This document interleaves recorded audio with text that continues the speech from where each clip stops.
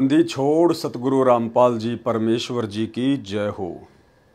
सत्साई भाई और बहनों, दया परमपिता परमेश्वर सारी सृष्टि के रचनहार सतगुरु रामपाल जी भगवान की, जिनके शुभ आशीर्वाद से, जिनकी विशेष कृपा दृष्टि से, जिनकी विशेष दया दृष्टि से आप और हम सभी साध संगति से जुड़े हुए सत्सेवक भाई बहन पूज्य गुरुदेव भगवान के कर कमलों द्वारा अनुवादित की गई, सरलार्थ की गई पुस्तक यथार्थ भक्ति बोध के ऊपर वीडियो के माध्यम से भक्ति मार्ग के गूढ़ रहस्यों को समझ रहे हैं। भाइयों और बहनों, इस कलयुग की पिछली पीढ़ी में गुरुदेव भगवान के द्वारा हम चंद आत्माओं को अपनी लाखों की संगत में से जो साध संगति बख्शी गई है, उसके लिए हम परमेश्वर सतगुरु रामपाल जी परमात्मा के सदा ऋणी रहेंगे। और इस महा उपकार के लिए पूज्य गुरुदेव भगवान का हम जितनी बार भी दंडोत प्रणाम करें उतना ही कम है। तो संध्या आरती का आज लास्ट वीडियो होगा और उसे शुरू करने से पहले पूज्य गुरुदेव भगवान से आशीर्वाद प्राप्त करेंगे, गुरुदेव भगवान का जयकारा लगाएंगे। बंदी छोड़ सतगुरु रामपाल जी परमेश्वर जी की जय हो। परमपिता परमात्मा सारी सृष्टि के रचनहार, कुल मालिक, असंख्य ब्रह्मांडों के स्वामी, जगत गुरु, तीनों लोकों में प्रवेश करके सबका भरण पोषण करने वाले राजाधिराज, आत्माधार, नाथों के नाथ, देवों के देव, महादेव, सर्वेश्वर, महेश्वर, मृत्युंजय, अजरो अमर, आदि अनादि सनातनी प्रभु, जगत पिता जगदीश्वर, श्री श्री 1008 की उपाधि के वास्तविक अधिकारी, अकाल मूर्त सौद स्वरूपी राम वासुदेव, सर्वगतम ब्रह्म, परम पूज्य, प्रथम पूज्य, परम संत, परम पुरुष, परम धनी, परम दयालु, सत्य कबीर, हक्का कबीर, अल्लाहु कबीर, अल्लाहु अकबर, बाखबर, अल्लाह ताला, जगत के तारणहार, जगत के मुक्तिदाता, जगत के जगन्नाथ, हारे के सहारे, हिंदुओं के राम, मुसलमानों के अल्लाह, सिखों के वाहिगुरु, ईसाइयों के मसीह, दया के सागर दया निधि, करुणा के सागर करुणा निधि, स्वयंभू परिभू, संकट मोचन, कष्ट हरण, मंगल करण, दुख भंजन, अविगत कबीर, निर्विकार निर्विषम परमात्मा, अलय अलेख सतगुरु, आदि अनादि सतगुरु, असली मर्यादा पुरुषोत्तम, असली राम, असली कृष्ण, असली घनश्याम, असली मुरारी, राजाओं के राजा, महाराजाओं के महाराजा, शहंशाहों के शहंशाह, सम्राटों के सम्राट, भगवानों के भगवान, अल्लाहों के अल्लाह, प्रभुओं के प्रभु, मसीहाओं के मसीह, सच्चे वाहिगुरु, बाबाओं के बाबा, पीरों के पीर, सेठों के सेठ, जगत सेठ, सावड़सा सेठ, सर्वगुण संपन्न, अनंत कोटि कलाओं के स्वामी, अनंत कोटि ब्रह्मांडों के नायक, योगियों में महायोगी, ध्यानियों में महाध्यानी, सिद्धों में परम सिद्ध, ज्ञानियों में तत्व ज्ञानी, ब्रह्म ज्ञानी, महाज्ञानी, परम ज्ञानी, सर्वश्रेष्ठ ज्ञानी, विज्ञानी, युवा कबीर, समरथ कबीर, असमवात, अमित ओजा, सच्चे रहनुमा, करीम अल्लाह, सुभान अल्लाह, दुनिया के अंतिम पैगंबर, 8 सितंबर 1951 से गांव धनाना, जिला सोनीपत, हरियाणा, भारतवर्ष की पावन भूमि पे प्रकट रियल कल की भगवान श्री नारायण साकार हरि, बाबा साहेब, संत श्रोमणी सतगुरु रामपाल जी परमेश्वर जी के चरण कमल में साध संगति से जुड़े हुए देश विदेश से हम सभी सत्सेवक भाई बहनों का अनंत कोटि दंडोत प्रणाम। तो भाई और बहनों, गुरुदेव भगवान के आशीर्वाद से संध्या आरती का ये लास्ट वीडियो है और अब ये जो वाणियाँ हैं हम यहाँ से शुरू करेंगे। वाणी: कबीर गुरुजी तुम ना बिसरियो, लाख लोग मिल जाहीं, हमसे तुमको बहुत हैं पर तुमसे हमको नाही।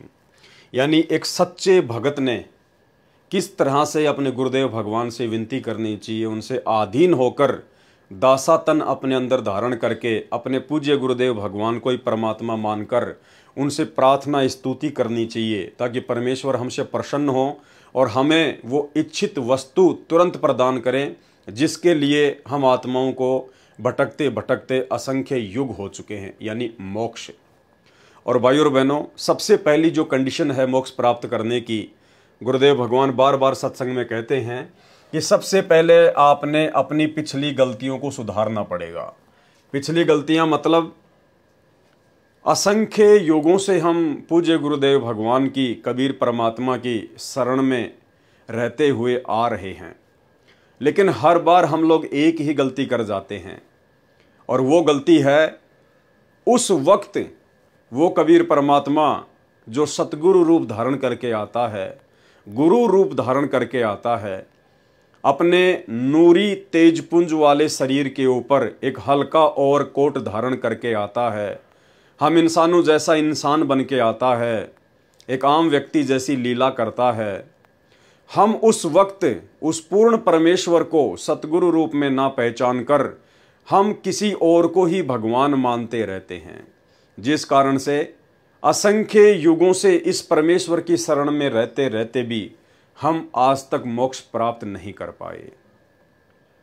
और वर्तमान में गुरुदेव ने सबसे पहले हमें यही बात समझाई कि जो गलती तुमने 650 साल पहले की थी वो गलती आज मत दोहराना। और 650 साल पहले सबसे बड़ी गलती थी गुरु को परमात्मा ना मानने की गलती। परमेश्वर ने बार बार अपने सत्संगों में हम समझाया। एक छोटा सा सत्संग आपको सुनाएंगे जिसमें परमेश्वर कह रहे हैं कि 650 साल पहले तुम्हें जो सुख हो रहे थे उस आधार से तुम केवल ऊपरी मन से, केवल जुबान से अपने गुरु को परमात्मा कहते थे कि हमारे गुरुजी तो परमात्मा आए हुए हैं, हमारे गुरुजी तो भगवान हैं। और परमात्मा कहा भी करते थे 650 साल पहले कि भाई आप मुझे परमात्मा नहीं मानते, लेकिन हम कहते नहीं, हम आपको परमात्मा ही मानते हैं, हम आपको भगवान ही मानते हैं। लेकिन अंतर्यामी से कुछ भी छुपा हुआ नहीं था। उन्हें पता था कि ये ऊपरी मन से मुझे परमात्मा परमात्मा कह रहे हैं, लेकिन इनके अंदर बिल्कुल भी जगह नहीं है। सुनिए सत्संग। परमात्मा ने ये देखना चाहा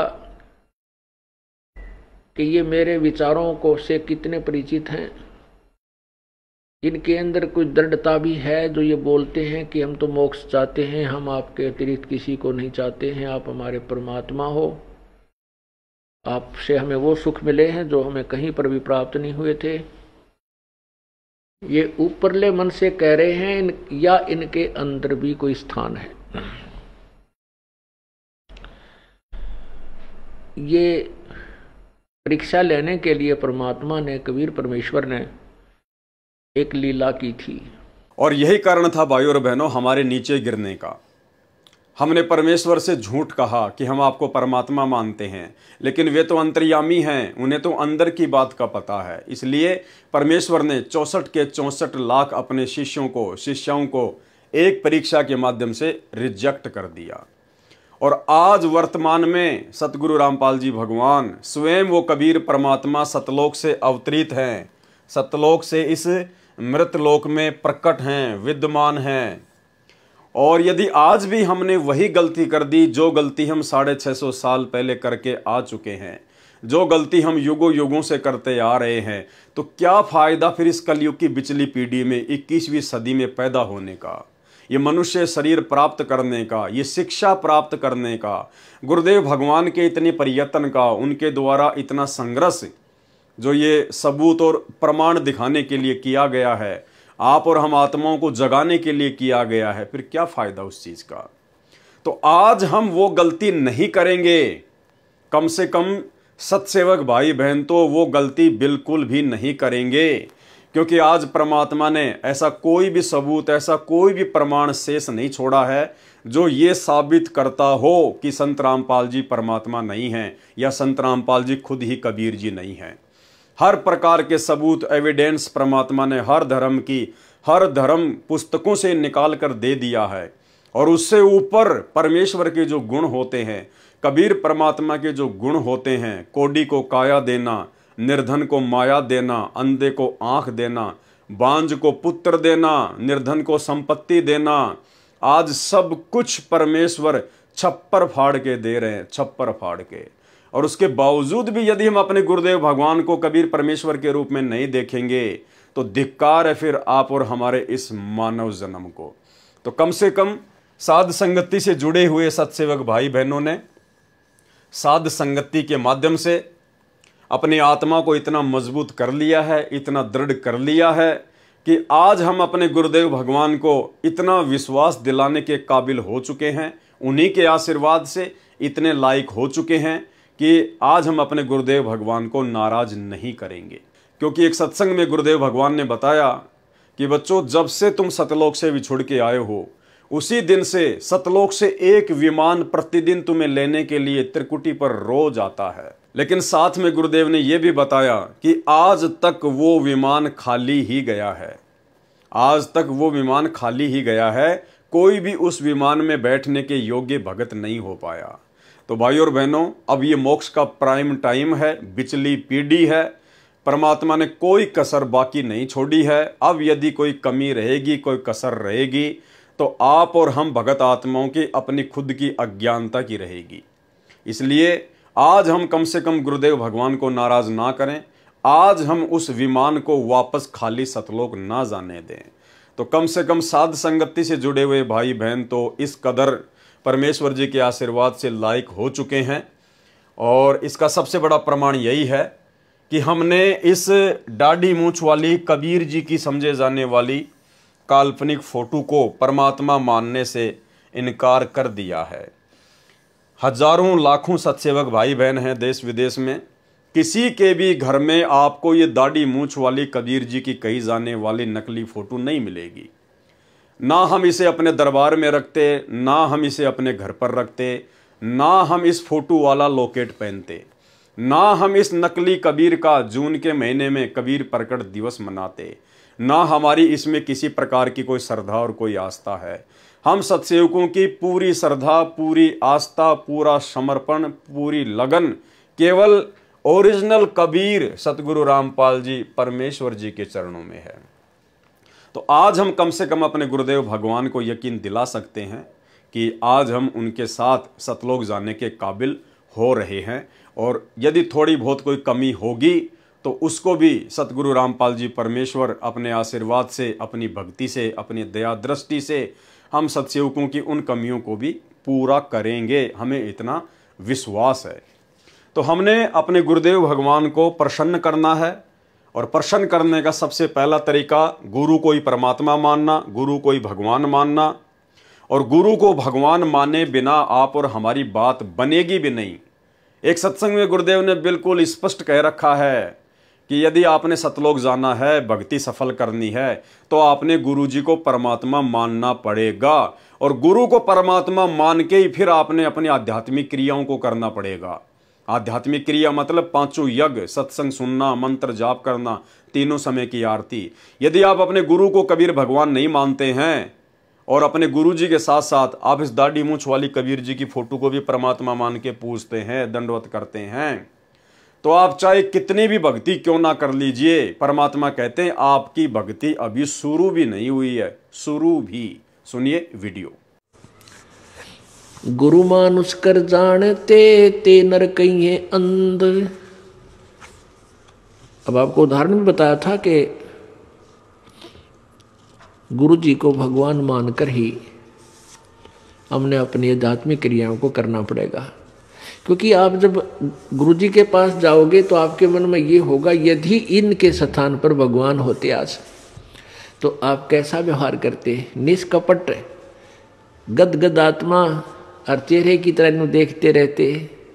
तो ऐसे आप में विनम्रता आवेगी, आपका अंतःकरण नरम होगा, आपका दोष दूर होने लग जाएगा। यदि आप इस दास को अपने जैसा ही एक व्यक्ति समझोगे, भाई थोड़ी बहुत दो बात सीख रहा है, गुरुजी है नाम देता ले लेता हूँ, इससे लाभ नहीं होगा। लाभ होगा तभी जब आपके हृदय में असीम श्रद्धा होगी इस दास के प्रति। एज ए गॉड आपने मानना पड़ेगा इस इक्वेशन को, इस प्रश्न को हल करने के लिए, जन्म और मृत्यु के इस प्रश्न से पीछा छुटवाने के लिए, हल को सोल्व करने के लिए प्रॉब्लम को आपने मानना पड़ेगा। ये रूल है ईश्वर का। तो आप अपने हृदय से मानोगे, औपचारिकता नहीं, हृदय से करना पड़ेगा। तो भाई और बहनों, इतने सारे प्रमाण, इतने सारे सबूत देखने के बाद अब हम वो गलतियां करने से बचें जिन गलतियों के कारण असंख्य जन्मों से हम इसी काल के 21 ब्रह्मांड में चक्कर काट रहे हैं। तो संध्या आरती के लास्ट में हमें आदरणीय गरीबदास जी महाराज जी ने समझाया है कि किस प्रकार से एक भगत ने अपने गुरुदेव भगवान को प्रसन्न करने के लिए कितने आधीन भाव से, कितने दासातन भाव से उनसे विनती करनी चाहिए, उनसे प्रार्थना करनी चाहिए। कबीर गुरुजी तुम ना बिसरियो, बिसरियो यानी भूलना, कि हे गुरुदेव भगवान, हे परमपिता परमात्मा, सारी सृष्टि के रचनहार, आप हम तुच्छ 2 कोटि के जीवों को परमेश्वर भूल मत जाना। हे गुरुदेव, आप अपने चरणों में रखना, आप अपनी नज़रों में रखना परमात्मा। हम तो रास्ते के रोड़े हैं परमेश्वर, हम तो मिट्टी के धूल के कण के बराबर भी नहीं है परमात्मा, लेकिन आप समर्थ हैं, आप जानी जान हैं, सब कुछ जानने वाले हैं, अंतर्यामी हैं। इसलिए हे परमात्मा, हे गुरुदेव भगवान, आप अपने दास को बिल्कुल भी ना भूलियो परमात्मा, चाहे लाख लोग मिल जाएं। हे गुरुदेव, आप तो समर्थ हैं, परमात्मा हैं। आने वाले समय में पूरे विश्व में, पूरी दुनिया में आपके नाम का, आपकी भक्ति का डंका बजेगा। केवल एक झंडा होगा, एक भाषा होगी, एक ही ज्ञान होगा, और एकमात्र आप ही परमात्मा होंगे, आप ही सतगुरु होंगे। तो आपकी शरण में तो परमेश्वर लाखों अरबों खरबों जीव आएंगे। ये परमेश्वर, हमसे बढ़कर एक से एक भगत आपकी शरण में आएंगे, एक से एक आत्मा आपकी शरण में आएंगी। हम तो उन आत्माओं के भी पैरों की धूल के बराबर नहीं है गुरुदेव भगवान। ऐसी स्थिति में गुरुदेव, आप अपने इस तुच्छ छोटे से नाचीज भगत को ना भूल जाना परमात्मा। हमसे तुमको बहुत हैं। हे परमेश्वर, हमारे जैसे 2 कोटि के जीव तो आपके लिए बहुत हैं, असंख्य हैं परमात्मा। हमारे जैसे तो ना जाने कितने भगत हैं आपके परमात्मा, लेकिन गुरुदेव भगवान, आप जैसे सतगुरु हमको बिल्कुल भी नहीं मिलेगा। तुमसे हमको नहीं, आप जैसे सतगुरु हमें नहीं मिलेंगे। हमारे जैसे भगत तो आपको लाखों मिल जाएंगे, करोड़ों मिल जाएंगे परमात्मा, लेकिन आप जैसे सतगुरु फिर हमें और दूजा कोई नहीं मिलेगा। इसलिए गुरुदेव भगवान, हमें अपने चरणों में बनाए रखना। कबीर गुरुजी, तुम ना भूलियो, चाहे लाख लोग मिल जाहीं। हमसे तुमको बहुत हैं, पर तुमसे हमको नाही। कबीर, तुमरे बिसारे क्या बने। बिसारना यानी भूल जाना, भुला देना। मैं किसकी शरण में जाऊं, शिव विरंची मुनि नारदा, तिनके हृदय न समाऊं। हे गुरुदेव भगवान, हे सतगुरु रामपाल जी परमेश्वर, तुमरे बिसारे क्या बने, मैं किसकी शरण में जाऊं। हे गुरुदेव भगवान, यदि आपने हमें भुला दिया, यदि आपने हमें अनदेखा कर दिया, तो परमेश्वर मैं किसकी शरण में जाऊंगा। और कौन है आपके अलावा जिसकी शरण ग्रहण करनी चाहिए। आप सबसे सर्वशक्तिमान हैं, आप सर्वज्ञ हैं परमेश्वर, सर्व सृष्टि के रचनहार हैं। आपके अलावा परमात्मा इस सृष्टि में अन्य कोई देव नहीं है जिसकी शरण ग्रहण करनी चाहिए, जो हमें मुक्ति दिला दे, जो हमें मोक्ष दिला दे, जो हमें 84 लाख योनियों के कष्टों से दूर कर दे। तुमरे बिसारे क्या बने, जो मैं किसकी शरण में जाऊं।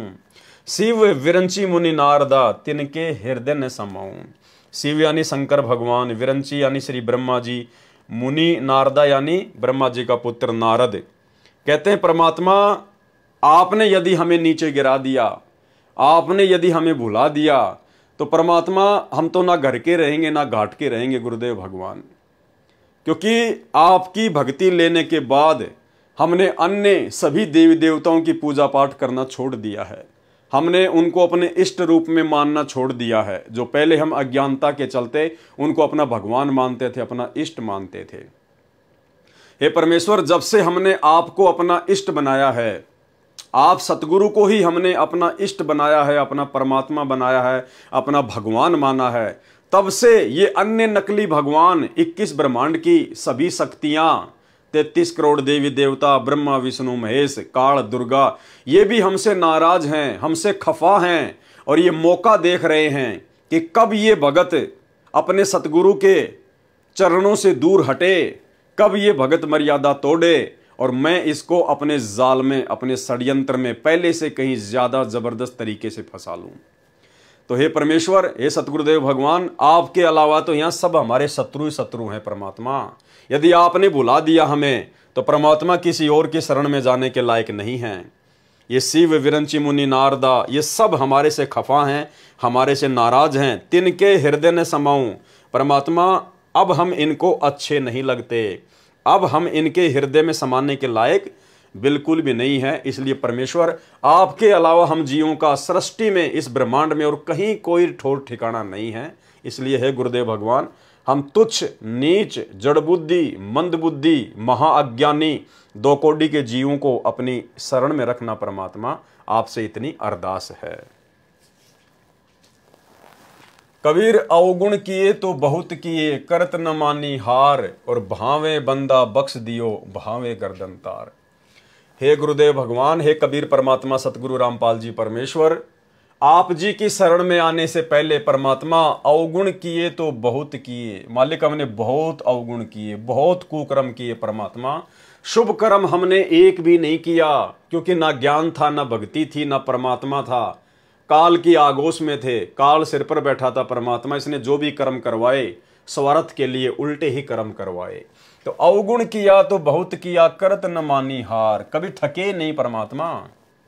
और भावे बंदा बख्श दियो, भावे गर्दन तार। हे गुरुदेव भगवान, अब हम आपकी शरण में आ गए हैं परमात्मा, आप समर्थ की शरण में आ गए हैं। हे परमेश्वर, अब हम आपके ऊपर छोड़ते हैं परमात्मा, फैसला आपके ऊपर छोड़ते हैं गुरुदेव भगवान। आप चाहो तो अपने दास के उन कुकर्मों को, उन घटिया कर्मों को माफ कर देना, भावे बंदा बख्श दियो। चाहे तो इस बंदे को, इस भगत को माफ कर देना, इसको बख्श देना, भावे गर्दन तार। या चाहे परमेश्वर आप इस दास को मौत के घाट उतार देना, चाहे दास की गर्दन उड़ा देना परमात्मा। हमने अपने आप को आपके चरणों में समर्पित कर दिया है गुरुदेव। अब जो भी करना होगा आप करेंगे परमात्मा, आपसे कोई सवाल नहीं होगा किसी भी प्रकार का। कबीर अवगुण मेरे बाप जी, बख्शो गरीब निवाज। हे परमेश्वर, मेरे उन अनंत अवगुणों को जो मैंने युगों युगों से किए हैं परमात्मा, बिना भक्ति के, बिना जानकारी के, अवगुण मेरे बाप जी, बख्शो गरीब निवाज। गरीब निवाज यानी दीन दयाल परमात्मा, दुखियों का भगवान। हे परमेश्वर, हे सतगुरु रामपाल जी भगवान, मेरे उन अवगुणों को माफ करना परमात्मा, जो मैंने अनजाने में किए हैं। जो मैं पूत कपूत हूं, बहुर पिता को लाज। हे परमेश्वर, कहते हैं यदि बेटा, यदि कुपूत भी हो जाए, कुपात्र भी हो जाए, तो भी पिता को ही लाज होती है, पिता को फिर भी जो है शर्म होती है, पिता फिर भी माफ कर देता है। हे गुरुदेव भगवान, आप तो परम पिता हैं, आप तो आत्मा के पिता हैं। जब ये सांसारिक पिता जो खुद अवगुणी होता है, वो भी अपने पुत्र के अवगुणों को माफ कर देता है बार बार विनती करने से, विनय करने से, तो आप तो आत्मा के पिता हैं। आप जी तो पूरी सृष्टि के पिता हैं, सबके उत्पत्ति करता हैं। आपसे बढ़कर कौन है परमेश्वर। हे गुरुदेव, हमारे उन अवगुणों को, मुझ नीच को कपूत समझकर माफ कर दीजिए परमेश्वर। कबीर मैं अपराधी जन्म का, नक्सिक भरे विकार, और तुम दाता दुख भंजना, मेरी करो संभार। हे गुरुदेव भगवान, हे सतगुरु रामपाल जी परमेश्वर, मैं तो जन्म जन्मांतरों से आपका अपराधी हूं परमात्मा, क्योंकि शास्त्र विरुद्ध साधना करते रहने से मैंने हमेशा पाप ही किए हैं परमेश्वर, मैंने कोई अच्छा काम किया ही नहीं कभी। कबीर मैं अपराधी जन्म का, जन्म जन्म से अपराधी हूं परमात्मा। जब से मैं सतलोक से आया हूं इस काल के साथ, उसी समय से आपका अपराधी हूं परमात्मा, मैंने उल्टे ही काम किए हैं। नख सिक भरे विकार, नख यानी नाखून से लेकर, सिख यानी चोटी से लेकर, नाखून से लेकर चोटी तक परमेश्वर, यानी मैंने सारे अवगुण ही अवगुण किए हैं परमात्मा। मैं तो विकारों से भरा पड़ा हूं परमेश्वर। नख सिक भरे विकार, नाखून से लेकर शिखा तक, चोटी तक विकारों से भरा हुआ हूं। और तुम दाता दुख भंजना, हे परमेश्वर, आप तो दुखों का भंजन करने वाले हैं, आप तो क्षमा की मूर्ति हैं, मेरी करो संभार। परमात्मा मुझ दास पर रहम करना गुरुदेव, मेरी संभाल रखना परमात्मा, मुझ दास को अपनी नजरों में रखना। कबीर अब के जो सतगुरु मिले, सब दुख आंखों रोई, और चरणों ऊपर शीस धरूं, कहूं जो कहनी हुई। तो हमें तो सतगुरु मिल गए हैं, और अब मौका है हमारे पास में उन तमाम गलतियों की समायाचना करने का। जो भी कुछ अपने मन की बात हैं, जो हम युगों युगों से नहीं कह पा रहे थे, आज हम वो बातें अपने गुरुदेव से हम करेंगे, हम करते हैं। हम अपने गुरुदेव की चरण सेवा में बैठते हैं, अपने मन की बात करते हैं परमात्मा से। यानी जो भी हमने कुछ कहना है, अब हम अपने गुरुदेव भगवान से कहेंगे, अपने परमात्मा से कहेंगे, अपनी आत्मा के पति से कहेंगे अपने मन की बात। कबीर जैब के सतगुरु मिले, सब दुख आंखों रोई, और चरणों ऊपर शीस धरूं, कहूं जो कहनी होई। कबीर साईं मिलेंगे, पूछेंगे कुशलात, और आदि अंत की सब कहूं अपने दिल की बात। यानी सेम ही भावार्थ है उस लाइन का, कि अब की बार जब मुझे गुरुदेव भगवान मिलेंगे, मेरा उनसे साक्षात्कार होगा, मेरी उनसे भेंट होगी, तो मैं अपने दिल की सारी बातें दिल खोलकर अपने गुरुदेव भगवान के सामने रखूंगा, क्योंकि और कोई है नहीं यहाँ पे आत्मा की सुनने वाला। आत्मा की पुकार सुनने वाला केवल एक परमात्मा है, कबीर देव। और आज वो कबीर परमात्मा सतगुरु रामपाल जी के रूप में धरती पर प्रकट हैं। तो अब हम अपने दिल की बात, अपनी आत्मा की बात, अपने मन की बात दिल खोलकर अपने गुरुदेव भगवान से करेंगे। कबीर अंतर्यामी एक तुम आत्म के आधार, और जो तुम छोड़ो हाथ तो मुझे कौन उतारे पार। हे गुरुदेव भगवान, हे कबीर परमेश्वर सतगुरु रामपाल जी, आप ही अंतर्यामी हैं परमात्मा, और कोई अंतर्यामी नहीं है। क्योंकि अंतर्यामी सृष्टि में केवल एक ही होता है, अन्य नहीं होता है। अंतर्यामी एक तुम आत्म के आधार, यहाँ पे भाई और बहनों तू शब्द है, अंतर्यामी एक तू। यानी अब हमें पता चल गया है कि हमारे पूज्य गुरुदेव भगवान एकमात्र सम्मान और आदर के हकदार हैं। इसलिए अपने गुरुदेव भगवान के लिए हम तू शब्द यूज नहीं कर सकते, हम यहाँ पर तुम कहेंगे। तुम कबीर अंतर्यामी एक तुम आत्म के आधार, यानी आप आत्मा के आधार हो परमात्मा, आप अंतर्यामी हो। ये आत्मा केवल आपके ऊपर आधारित है, इस आत्मा का कल्याण आप ही करवा सकते हो परमेश्वर।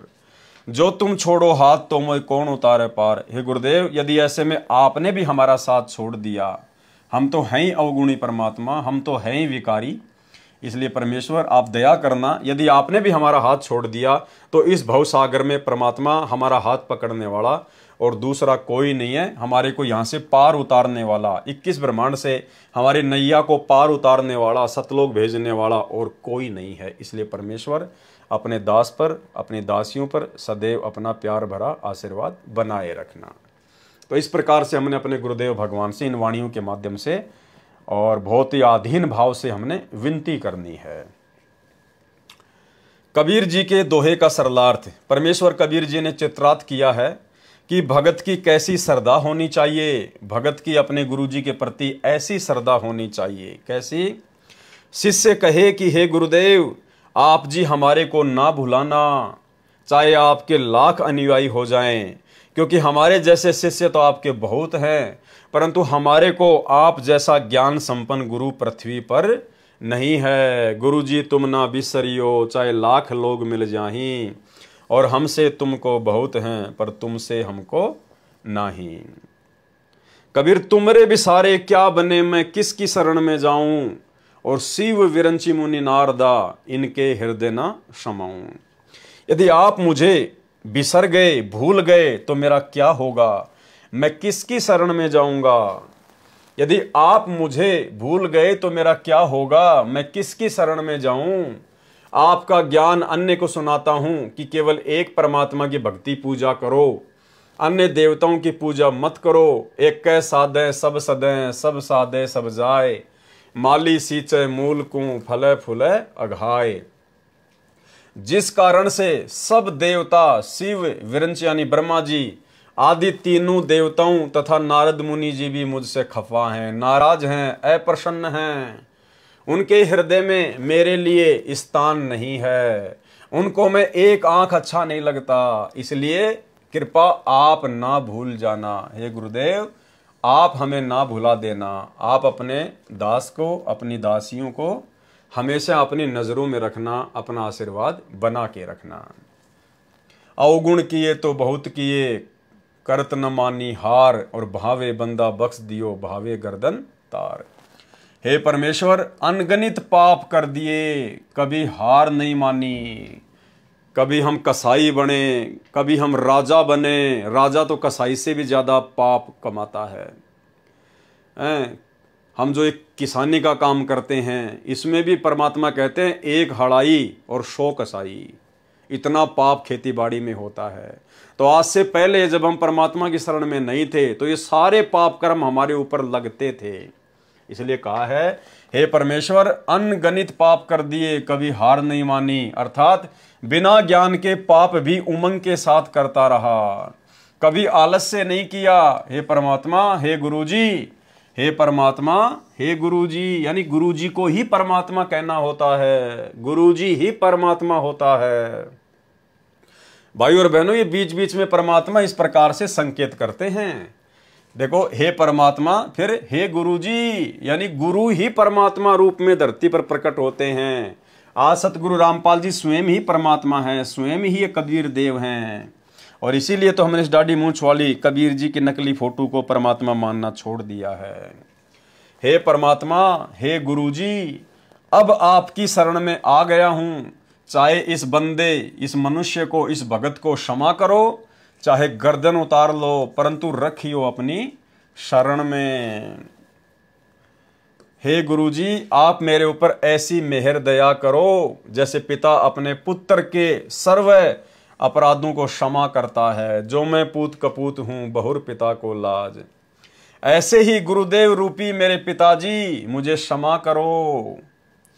हे गरीब निवाज, मेरे अवगुण बख्शो।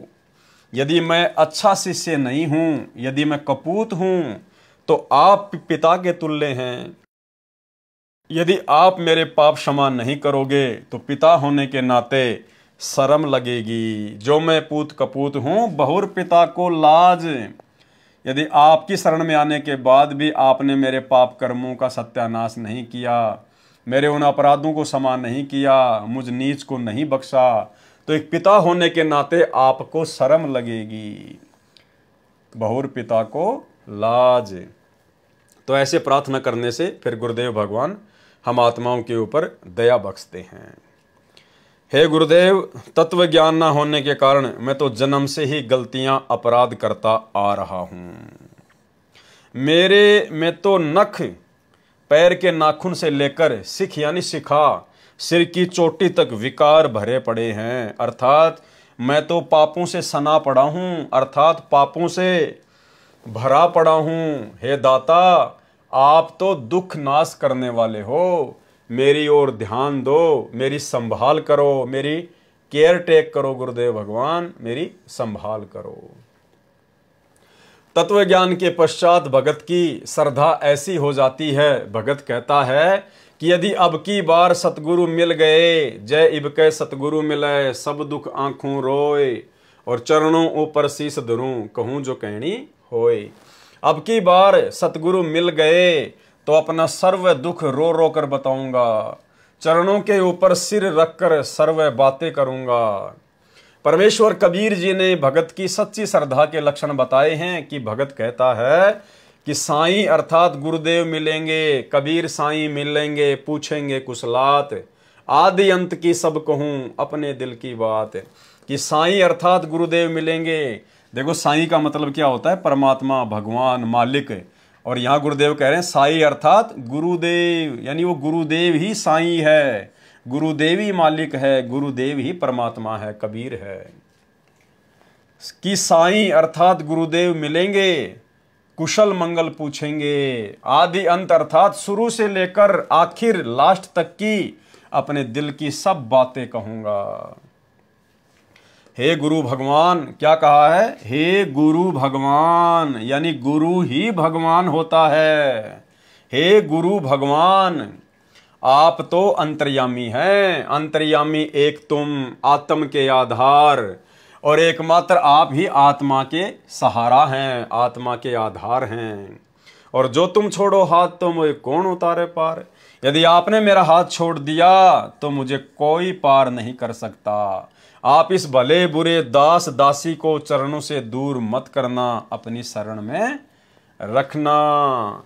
परमेश्वर कबीर जी के दोहों का सरलार्थ संपूर्ण हुआ। शब्द नंबर 5 ये लास्ट का है।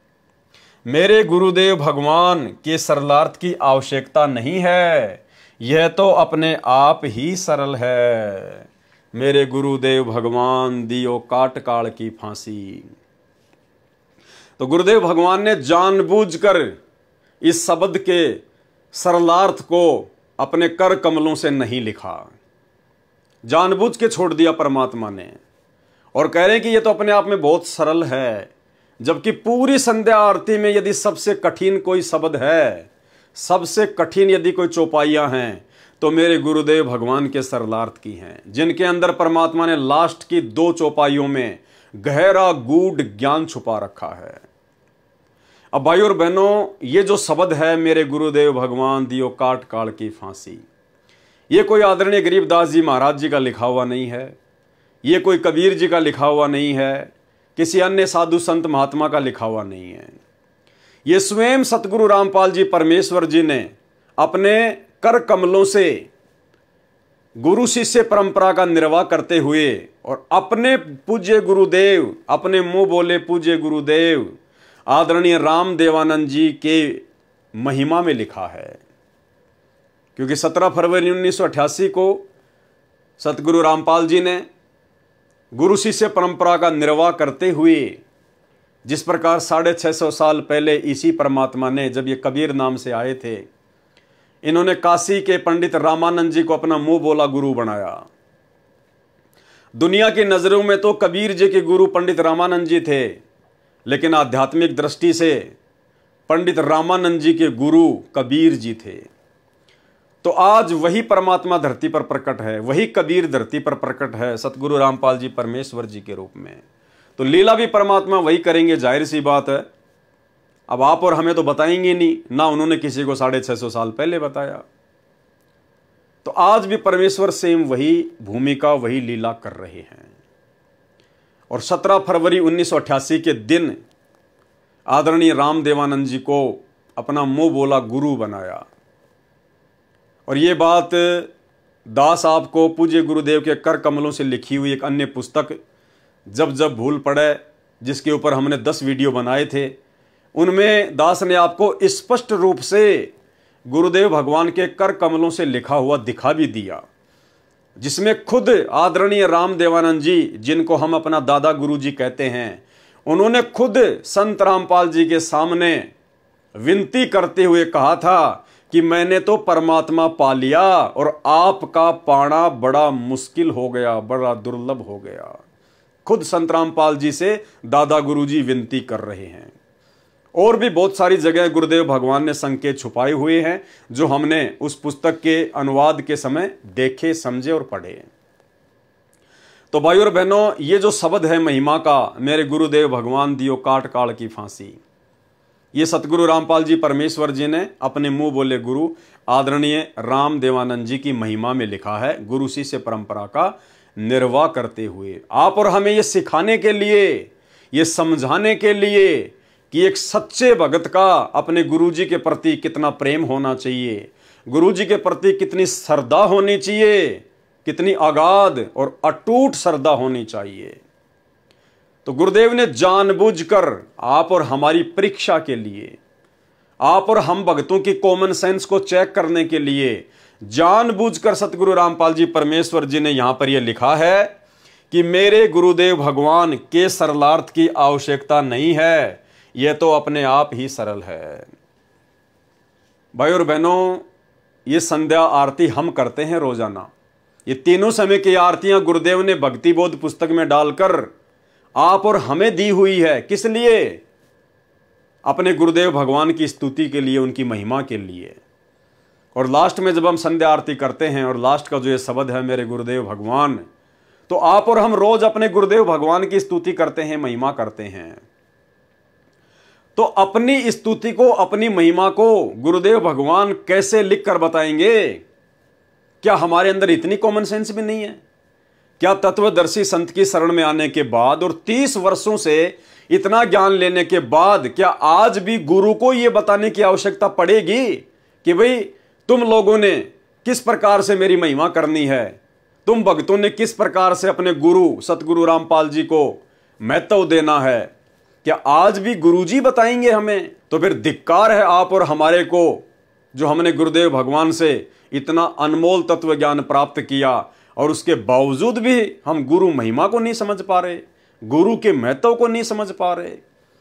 तो इस शब्द का सरलार्थ ना करके गुरुदेव भगवान ने आप और हमारे ऊपर छोड़ दिया, आप और हमारी कॉमन सेंस के ऊपर छोड़ दिया कि भाई मैंने तो एक भगत का रोल करते हुए और एक भगत के गुरु जी के प्रति क्या भाव होने चाहिए, मैंने तो पूरी श्रद्धा के साथ में शब्द गाया है। अब तुम भक्तों की मेरे प्रति कितनी श्रद्धा है? तुम भक्तों ने अपने सतगुरु रामपाल जी को कितना समझा है, कितना जाना है, कितना पहचाना है? अब ये तुम्हारी कॉमन सेंस के ऊपर है कि तुम भी रट्टा ही मारोगे क्या, कि जैसे मैंने अपने गुरु जी के लिए वो शब्द लिख दिया मेरे गुरुदेव भगवान, और लास्ट की 2 चौपाइयों में सतगुरु रामपाल जी अपने मुंह बोले गुरु जी की उनका नाम लिखकर महिमा कर रहे हैं। तो हम भक्तों की क्या जिम्मेदारी बनती है? अरे हमारे गुरु सतगुरु रामपाल जी हैं, आदरणीय राम देवानंद जी हमारे गुरु जी नहीं हैं। हम अपने गुरुदेव सतगुरु रामपाल जी परमेश्वर जी की महिमा के लिए पैदा हुए हैं। हम दादा गुरु जी की महिमा करने के लिए पैदा नहीं हुए। दादा गुरु जी तो आप और हमारी तरह खुद एक भगत थे, आप और हमारी तरह एक सामान्य मानुष थे, इंसान थे। उनको तो गुरु जी ने खड़ा किया था लोक दिखावे में, गुरु शिष्य परंपरा का निर्वाह करने के लिए। तो ये आप और हमारी कॉमन सेंस के ऊपर छोड़ दिया सतगुरु रामपाल जी परमेश्वर जी ने कि हम क्या करेंगे इस शब्द को लेकर, या फिर तोते की तरह रट्टा ही मारेंगे। जैसा सतगुरु रामपाल जी अपने गुरु जी की महिमा कर रहे हैं तो हम भी उन्हीं वाणियों को वैसा ही बोलेंगे। तो फिर महिमा किसकी हुई, दादा गुरु की या सतगुरु रामपाल जी परमेश्वर जी की? तो शब्द क्या है? ये शब्द है, मेरे गुरुदेव भगवान भगवान दियो काट काल की फांसी। सबसे पहले तो भाई और बहनों, संध्या आरती के माध्यम से हम जितने भी सतगुरु रामपाल जी परमेश्वर जी के शिष्य और शिष्या हैं, उनकी महिमा में इस भजन को गाने का, इस शब्द को गाने का औचित्य तभी बनता है जब आप गुरुदेव शब्द के अर्थ को समझ जाएं कि गुरुदेव का मतलब क्या होता है, गुरुदेव का मीनिंग क्या होता है, परिभाषा क्या होती है गुरुदेव की। जब तक हम इस गुरुदेव शब्द को नहीं समझेंगे तो हमारे द्वारा इस शब्द के माध्यम से की गई महिमा का कोई लाभ नहीं, कोई फायदा नहीं। हम महिमा तो कर रहे हैं अपने गुरुदेव भगवान सतगुरु रामपाल जी की, और उन्हें कह रहे हैं मेरे गुरुदेव भगवान दियो काट काल की फांसी, मेरे गुरुदेव भगवान दियो काट काल की फांसी। हम अपने गुरुदेव को भगवान भी कह रहे हैं, और एक बार नहीं 2 बार कह रहे हैं, और उसके बावजूद भी भगवान मान रहे हैं इस दाढ़ी मूंछ वाले कबीर जी के नकली फोटो को। परमात्मा मान रहे हैं, भगवान मान रहे हैं इस कबीर जी की नकली फोटो को। तो फिर आपने अपने गुरुदेव की महिमा की, क्या महिमा किया आपने? आप तो दोगला आचरण कर रहे हैं जो भक्ति मार्ग में नहीं चलता। तो सतगुरु रामपाल जी परमेश्वर जी ने गुरुदेव शब्द का क्या अर्थ बताया। गुरु देव, देव का अर्थ बताया परमात्मा, भगवान, मालिक। गुरुदेव यानी गुरु भगवान। उसके बावजूद भी परमात्मा ने 2 बार भगवान लिखा है ताकि हमारी आंखें खुलें, अन्यथा गुरुदेव शब्द ही काफी है गुरु को परमात्मा मानने के लिए। सुनिए गुरुदेव शब्द की परिभाषा। हरण कर लिया है तो फिर उसके विषय में बताते हैं, गुरु मानस कर जानते ते नर कहिए अंध, ओवे दुखी संसार में आगे यम के फंद।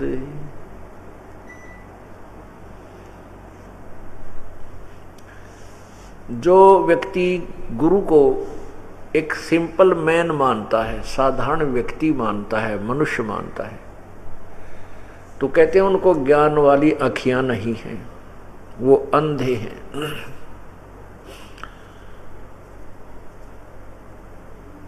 फिर वो कहते हैं उनको पूर्ण लाभ उस संत से नहीं मिलेगा। होवे दुखी संसार में, फिर आज्ञा यम यानी काल के फंद, काल के जाल में वो फंसा रह जाएगा। गुरु मानुष कर जानते और करे चरणामृत को भी पान, ते नर नरक में जावेंगे भाई युग युग बने समान। गुरु आपने धारण भी कर रखा है और गुरु जी को आप वैसे साधारण व्यक्ति मान रहे हो, और फिर देखम देखा दूसरे चरणामृत बनाकर ग्रहण कर रहे हैं और वो भी ले रहा है, वो लोग दिखावा है, उससे लाभ नहीं होगा, अर्थात उसको परमात्मा की प्राप्ति नहीं होगी, मोक्ष नहीं होगा। अब प्रश्न उठता है, तो क्या गुरु भगवान होता है? वैसे तो भगवान राम, अल्लाह, खुदा, गॉड, स्वामी, मालिक, ये एक शक्ति बोधक शब्द होते हैं, उपमात्मक शब्द हैं। जैसे हम गुरुदेव कहते हैं, गुरुदेव का अर्थ होता है गुरु भगवान, गुरु मेरे गुरु मालिक, गुरु परमात्मा। देव का अर्थ ही परमात्मा होता है। तो भाइयों और बहनों समझ में आ गया होगा। उसके बाद मेरे गुरुदेव भगवान दियो काट काल की फांसी। हमने केवल अपने गुरुदेव भगवान से ही विनती करनी है, केवल उन्हीं से प्रार्थना करनी है। इस 21 ब्रह्मांड से ये जन्म मरण के रोग को समाप्त करवाने के लिए, ये जन्म मरण की फांसी को समाप्त करवाने के लिए, ये पशु पक्षियों की योनियों से सदा सदा के लिए मुक्ति प्राप्त करने के लिए हमने केवल अपने गुरुजी से ही प्रार्थना करनी है और किसी से कोई स्तुति कोई प्रार्थना नहीं करनी है। हमने इस दाढ़ी मूंछ वाली कबीर जी की फोटो को भगवान मान के उनसे प्रार्थना नहीं करनी कि हे कबीर जी मेरी फांसी काटियो, 21 ब्रह्मांड से मेरा उद्धार करियो, मेरा मोक्ष करियो। ये जड़ है, ये मुर्दा फोटो है, ये ना चल सकती, ना बोल सकती, ना हिल सकती, ना डुल सकती, ना खा सकती, ना पी सकती, ना सत्संग सुना सकती, ना नाम दे सकती, ना आशीर्वाद दे सकती, कुछ नहीं कर सकती। ये केवल एक मुखौटा है, एक निर्जीव वस्तु है। सजीव जिंदा हमारे सामने है, सतगुरु रामपाल जी परमेश्वर जी हैं। हमने केवल इन्हीं से हर प्रकार की इच्छा, हर प्रकार की डिमांड, हर प्रकार की स्तुति, हर प्रकार की प्रार्थना केवल हमने अपने गुरुदेव भगवान से करनी है। अन्य किसी भी देव महादेव से, किसी भी शक्ति से हमने सौपन में भी कोई इच्छा जाहिर नहीं करनी है, क्योंकि सबसे बड़े परमात्मा, सबसे बड़े देव, सबसे बड़ी शक्ति है सतगुरु रामपाल जी। ये स्वयं सतलोक के राजा हैं, कबीर भगवान हैं। मेरे गुरुदेव भगवान दियो काट काल की फांसी। अवगुण किए घनेरे फिर भी भले बुरे हम थारे। यहां पर शब्द तेरे, हम अपने गुरुदेव के लिए तेरे शब्द यूज नहीं कर सकते। तो राजस्थानी में थारे बोलते हैं, थारे यानी जैसे आप, इस प्रकार राजस्थान में बोलते हैं थारा, थारी, थारे, तो एक सम्मानजनक हो जाता है ये। अवगुण किए घनेरे फिर भी भले बुरे हम थारे। हे परमेश्वर, मैं तो हूं ही अवगुणी। मैंने तो जन्म से लेकर और वर्तमान समय तक और ना जाने पिछले जन्म जन्मांतरों में जब मैं आपकी शरण में नहीं था, इस तत्व ज्ञान से परिचित था, हे परमेश्वर मैंने तो अवगुण ही किए हैं मालिक। गुण तो मैंने एक भी किया ही नहीं, अच्छा कर्म तो एक भी किया ही नहीं। हे परमात्मा, आज हमें ज्ञान हो गया, इसलिए अब हम जैसे भी हैं, हम भले थे या बुरे थे परमात्मा, लेकिन हम आपके हैं। हे गुरुदेव भगवान, हम आपके हैं। अवगुण किए घनेरे फिर भी भले बुरे हम थारे। दास को जान के निपट नादान, मोहे बख्श दियो अविनाशी। अब ये अविनाशी शब्द आया भाई और बहनों, अविनाशी।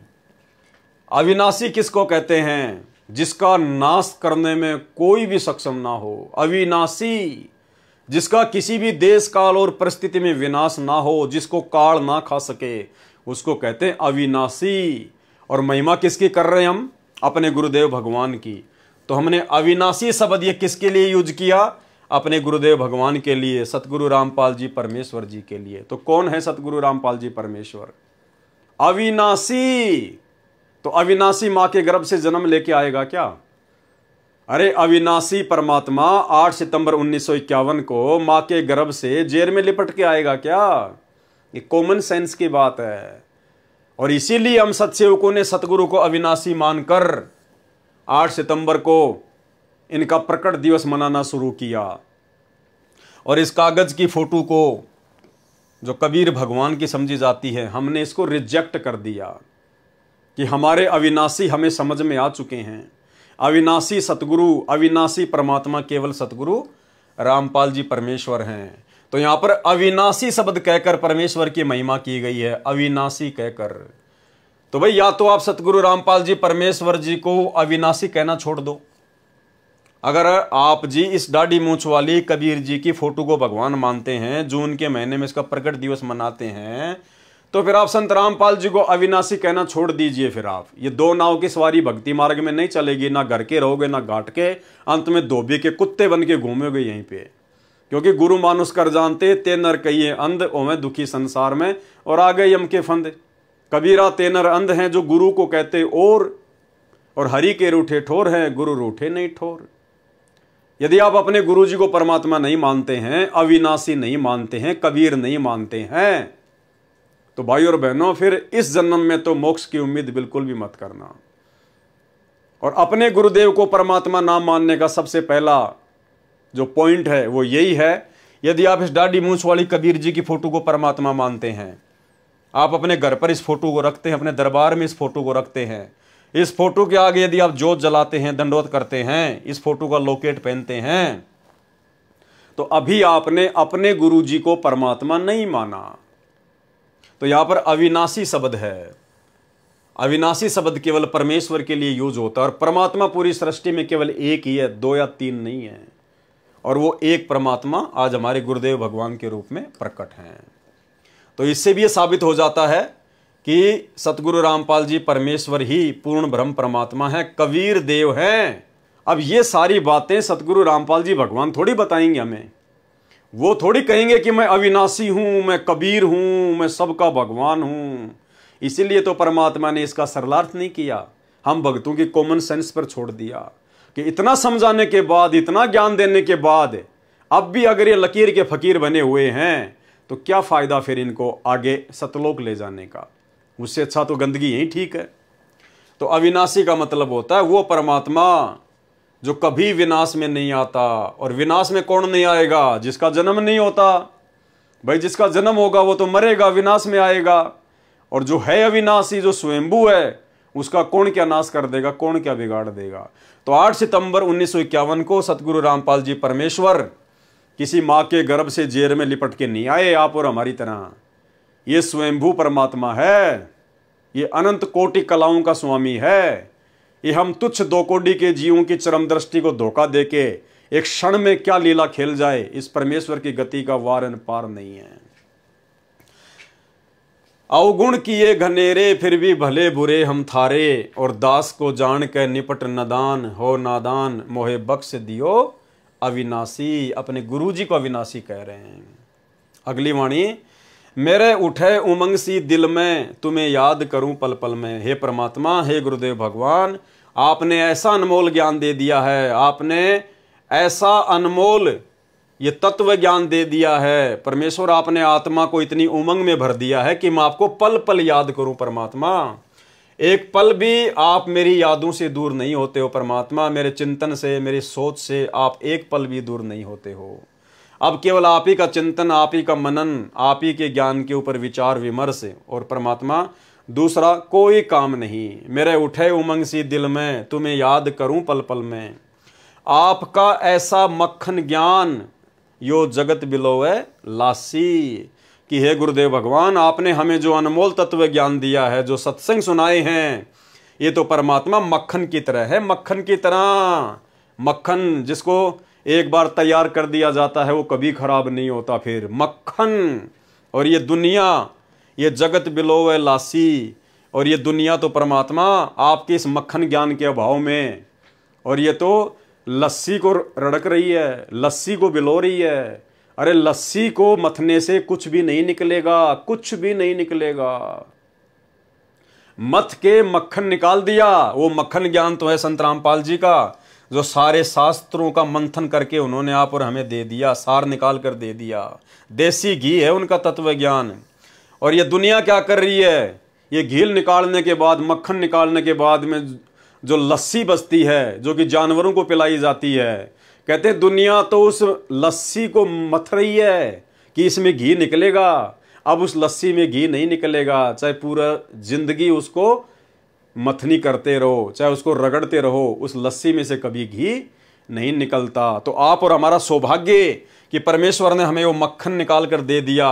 और ये दुनिया सतगुरु रामपाल जी की शरण से वंचित होने के कारण ये तो लस्सी को रड़क रही है, ये तो लस्सी को मथ रही है, बिलो रही है। कुछ नहीं मिलेगा इन दुनिया वालों को, अंत में वहीं के वहीं रहेंगे। या दुनिया सुख से सोवे, थारा दास उठ कर रोवे। यहाँ एक शब्द आ गया फिर तेरा, तेरा की जगह बोलेंगे थारा। या दुनिया सुख से सोवे, थारा दास उठ कर रोवे। यानी हे परमात्मा, हे गुरुदेव भगवान, ये दुनिया तो आपकी जानकारी के अभाव में, आपसे तत्व ज्ञान ना लेने के चलते, और ये इन्हीं सांसारिक सुखों को सुख मानकर जो कि दुख के मूल कारण हैं, इन्हीं सांसारिक सुख सुविधाओं में जकड़ी हुई है और ये दुनिया तो निश्चिंत होकर सो रही है।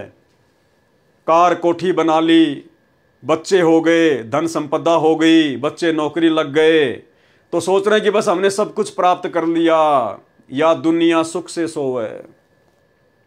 कौन सा सुख? झूठे सुख को सुख मान के ये दुनिया निश्चिंत होके सोई पड़ी है और थारा दास उठ कर रोवे। और परमेश्वर, आपने अपने दास को ऐसा ज्ञान दे दिया परमात्मा कि अब आंखों से आंसू निकलते हैं कि हम भी इन लोगों की तरह पहले इसी प्रकार से झूठे सुख को सुख मान के और इस काल की गोद में बैठे हुए थे।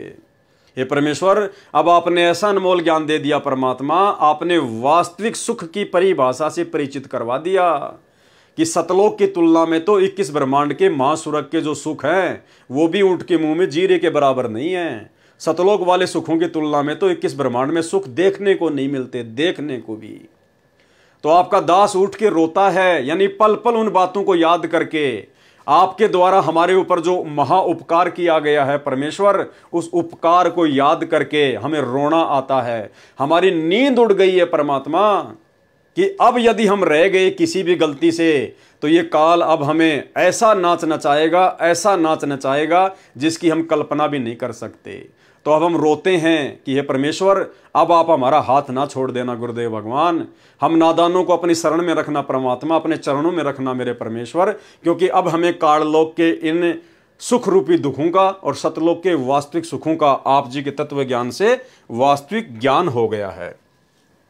या दुनिया सुख से सोवे, थारा दास उठ कर रोवे, मेरा मेटो आवण जान, या करियो मेहर जरासी। है परमात्मा, मेरा आवण जान मेटियो मालिक।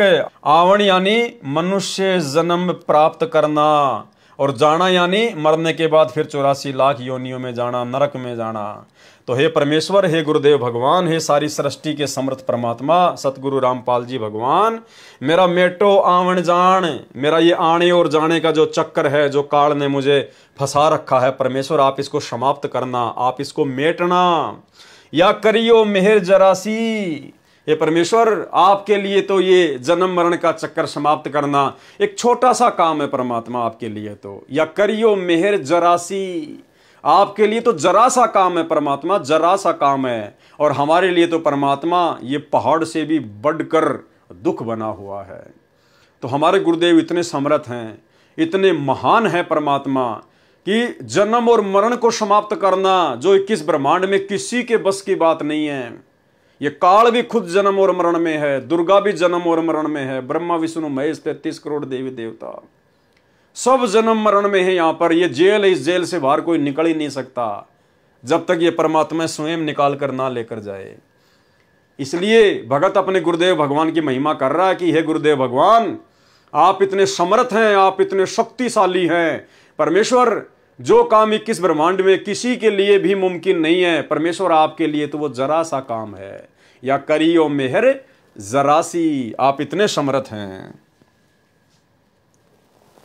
नहीं तपतशिला पे जलना, कोई 84 का बहना। हे परमेश्वर, आपकी शरण में आने के बाद, आपसे ऐसा ज्ञान लेने के बाद अब ये आत्मा इतनी निश्चिंत हो चुकी है कि अब हमें वो तपतशिला पर जो काल के द्वारा जलाया जाता है, भूना जाता है परमात्मा, अब हमें उस दुख का, उस महाकष्ट की भी कोई चिंता नहीं है, कोई टेंशन नहीं है, और कोई 84 लाख योनियों का कोई कष्ट नहीं, कोई दुख नहीं, कोई चिंता नहीं, क्योंकि हमें पता चल गया कि आप वो समर्थ भगवान है, वो समर्थ परमात्मा है जो एक पल में जो आपकी शरण में आ जाए और जो अंतिम श्वास तक मर्यादा में रहकर आपको भगवान मानकर भक्ति करेगा परमेश्वर, फिर उस आत्मा को ये तपतशिला का और 84 लाख योनियों में जाने का कोई भय नहीं रहता है।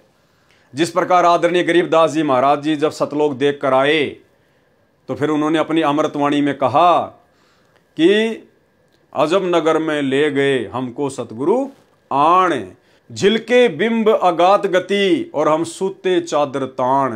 कि भाई हम तो अपनी आंखों से सतलोक देख के आ गए और जैसा परमात्मा ने बताया बिल्कुल वैसा ही है सब कुछ। अब हमें कोई टेंशन नहीं है, कोई चिंता नहीं है। अजब नगर में ले गए यानी सतलोक में ले गए हमको सतगुरु आण, यानी जिंदा महात्मा के रूप में वो सतगुरु, वो कबीर स्वयं आए और हमें उस अजब नगर में ले गए। अजब नगर में ले गए हमको सतगुरु आण, और जुलके बिंब अगाध गति, उस सतलोक की महिमा अपरंपार है। हम सूते चादर तान। चादर तान के सोना हरियाणा में मुहावरा है, निश्चिंत होके सोना, बेफिक्र होके सोना। जैसे कोई व्यक्ति यदि किसी दिन अपने खेत का काम कंप्लीट कर ले और फिर आराम से लेट रहा है खाट पे, तो दूसरा आके कहता था भाई आज तो चादर ओढ़ के सो रहा है, यानी सब काम से निफराम हो चुका है, फ्री हो चुका है, कोई टेंशन नहीं है। तो आदरणीय गरीबदास जी महाराज जी समझा रहे हैं कि इसी प्रकार आप भी निश्चिंत हो जाना। यदि आपको वो सतगुरु मिल गया, वही भगवान मिल गया, और आज हमें मिल गया वही गरीबदास जी का सतगुरु, वही जिंदा महात्मा, वही कबीर परमात्मा हमारे सतगुरु हैं, सतगुरु रामपाल जी भगवान। तो हमें अब ना तो वो तपस्या का कोई चिंता है और ना 84 लाख योनियों में चक्कर काटने की कोई चिंता है, क्योंकि हम भी निश्चित हो गए अपने गुरुदेव के ज्ञान आधार से कि हम तो निश्चित सतलोक जाएंगे ही जाएंगे। ये हमारा अंतिम मनुष्य शरीर है, अंतिम मनुष्य जन्म है ये।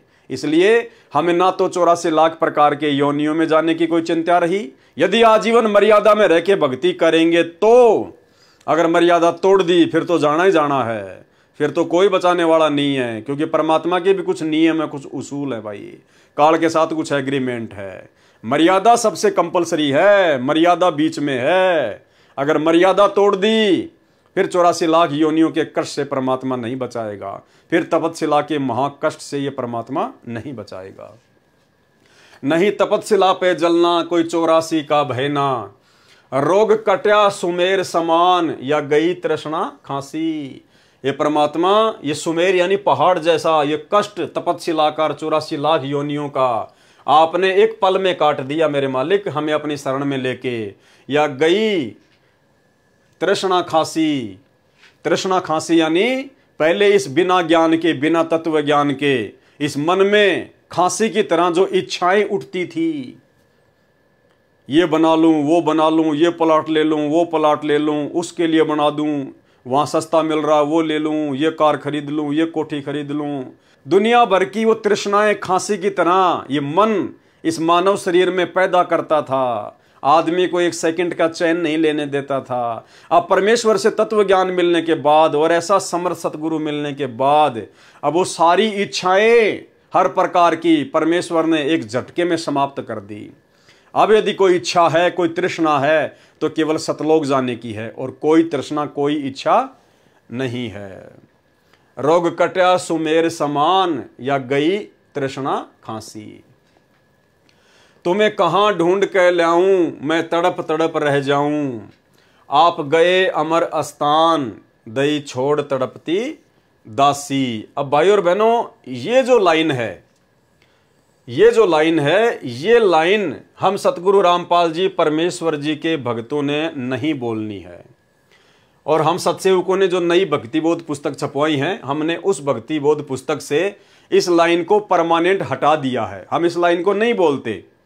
नई वाली भक्ति बोध में ये लाइन हमने बिल्कुल हटा दी है। और इसीलिए सतगुरु रामपाल जी परमेश्वर जी ने इस शब्द का सरलार्थ नहीं किया, जानबूझकर आप और हमारी कॉमन सेंस के ऊपर छोड़ दिया परमात्मा ने।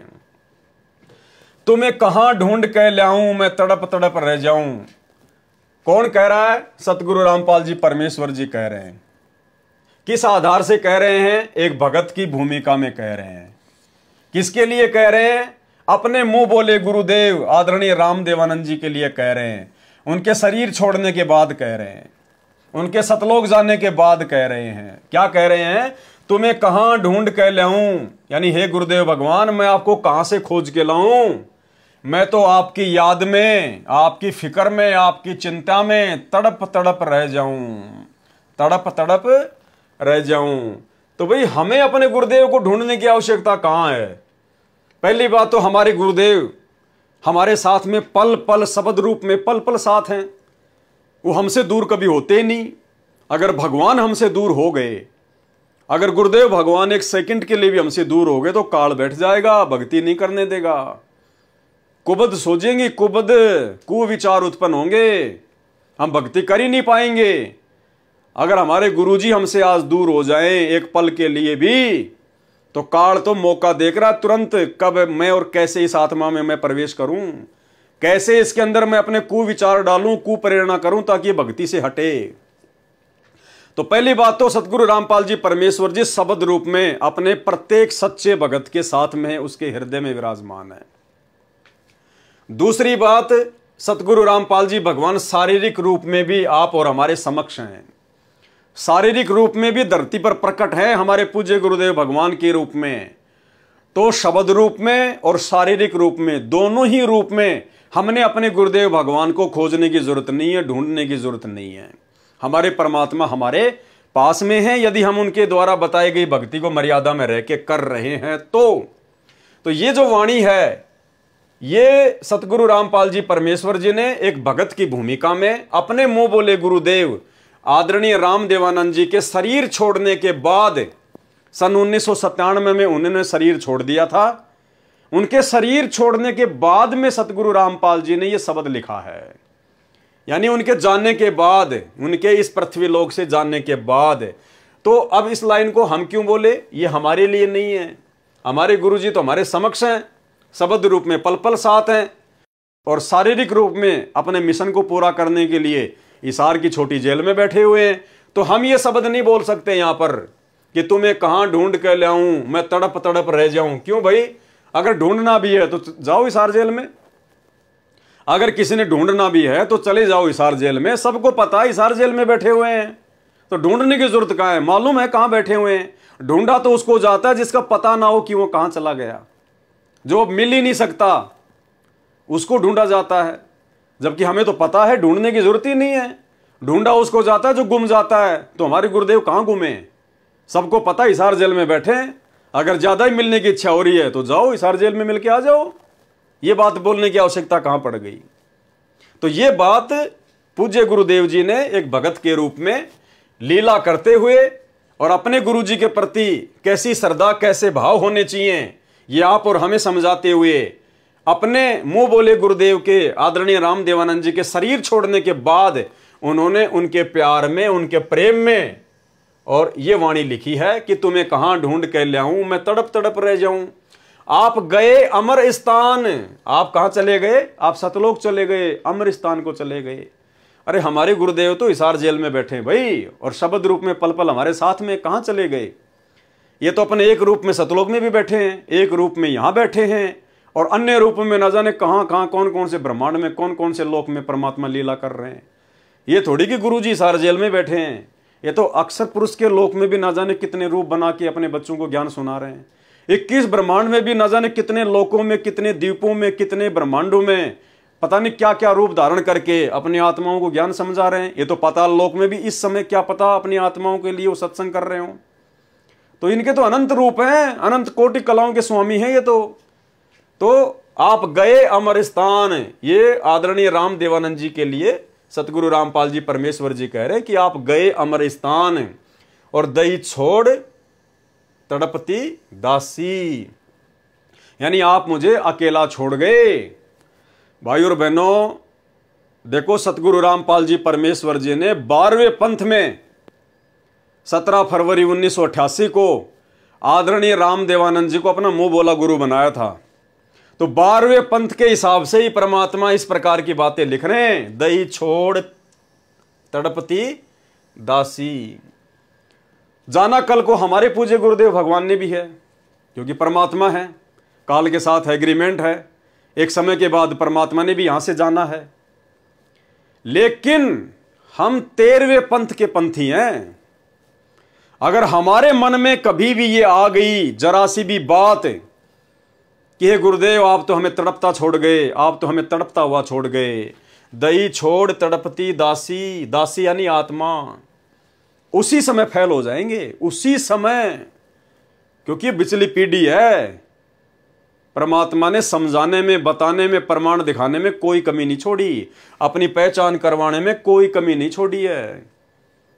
इसलिए सबसे पहले तो हमारी ये कोशिश होनी चाहिए, गुरुदेव भगवान से प्रार्थना होनी चाहिए, ये विनती होनी चाहिए, और हमारी ये आत्मिक इच्छा भी होनी चाहिए कि हे गुरुदेव भगवान, आप अपने शरीर में रहते सहते, इस काल लोक में रहते सहते परमात्मा, आप हम नीचों को यहां से पार कर दो। आप हमारा शरीर छुड़वाकर परमेश्वर हमें सतलोक भेज दो, हमें इस लायक बना दो अपने रहते सहते। और यदि हमारे से पहले गुरुदेव भगवान अपने एग्रीमेंट अनुसार इस काल लोक को छोड़कर अपने निज लोक सतलोक में चले गए परमानेंट, जिस रूप में आज वे आए हुए हैं, चाहे जो मर्जी लीला करके जाए परमात्मा, तो उसके बाद आप और हमारे अंदर ये मन में भी नहीं आना चाहिए, इस बात का दुख नहीं होना चाहिए, बेचैनी नहीं होनी चाहिए कि भाई गुरुजी तो गए, अब क्या करें भाई, अब क्या काल जाने देगा यहां से, अब क्या करें भाई, गुरुजी तो चले गए, अब क्या लेना देना है, अब कौन लेके जाएगा मुझे। तो आप और हमारे मन में जिन जिन आत्माओं ने गुरुदेव भगवान के रहते सहते उनसे नाम दीक्षा प्राप्त की है, उन आत्माओं के अंदर इस प्रकार के तनिक भी भाव उत्पन्न होने नहीं चाहिए, तनिक भी, अन्यथा उसी समय फेल हो जाएंगे। ज्ञान आधार से परमात्मा नीचे गिरा देगा कि नालायक, मैंने तेरे को इतने वर्षों तक यही ज्ञान दिया था। अरे परमात्मा अगर इस धरती को छोड़ देगा तो काल तेरे को भक्ति करने देगा क्या? परमात्मा कहते हैं आग लगी आकाश में और झड़ झड़ पड़े अंगार, और संत ना होते धरती पर तो जड़ मरता संसार। ये सतगुरु रामपाल जी भगवान, ये कबीर परमात्मा एक क्षण के लिए भी इस पृथ्वी से दूर नहीं होता, अपने कदम नहीं हटाता है, चाहे किसी भी रूप में परमात्मा को रहना पड़े अपनी आत्माओं के लिए, अन्यथा ये काल यहां पर आग लगा दे, किस ब्रह्मांड में आग भक्ति का नामो निशान मिटा दे। तो हमने ध्यान रखना है, हमने याद रखना है, इस बात को हमेशा अपने दिमाग में रखना है। अगर हमारे से पहले भी परमात्मा यदि चले जाते हैं अपनी लीला कंप्लीट करके, अपना मिशन पूरा करके, तो हमने इस बात की तनिक भी चिंता अपने अंदर नहीं लेके आनी है। हमने अपनी आंख से एक आंसू का टपका भी नहीं निकालना है ये सोचकर कि गुरुजी चले गए अब क्या होगा। वैसे उनके प्यार में, उनके प्रेम में, उनकी याद में चाहे लाख रो, कोई दिक्कत नहीं है, लेकिन मन में अगर ये भाव आ गए कि गुरुजी चले गए, अब पता नहीं मैं यहां से जाऊंगा कि नहीं जाऊंगा, तो फिर नहीं जा पाओगे, बिल्कुल नहीं जा पाओगे। ये तो सौद स्वरूपी राम है। परमात्मा कहते पहुंचूंगा क्षण एक में और जन अपने के काज, यानी सतलोक से एक क्षण में, एक क्षण क्या होता है, एक पलक, आंख झपके इतनी देर में, कहते सतलोक से अपनी आत्मा के लिए मैं नीचे आ जाऊंगा।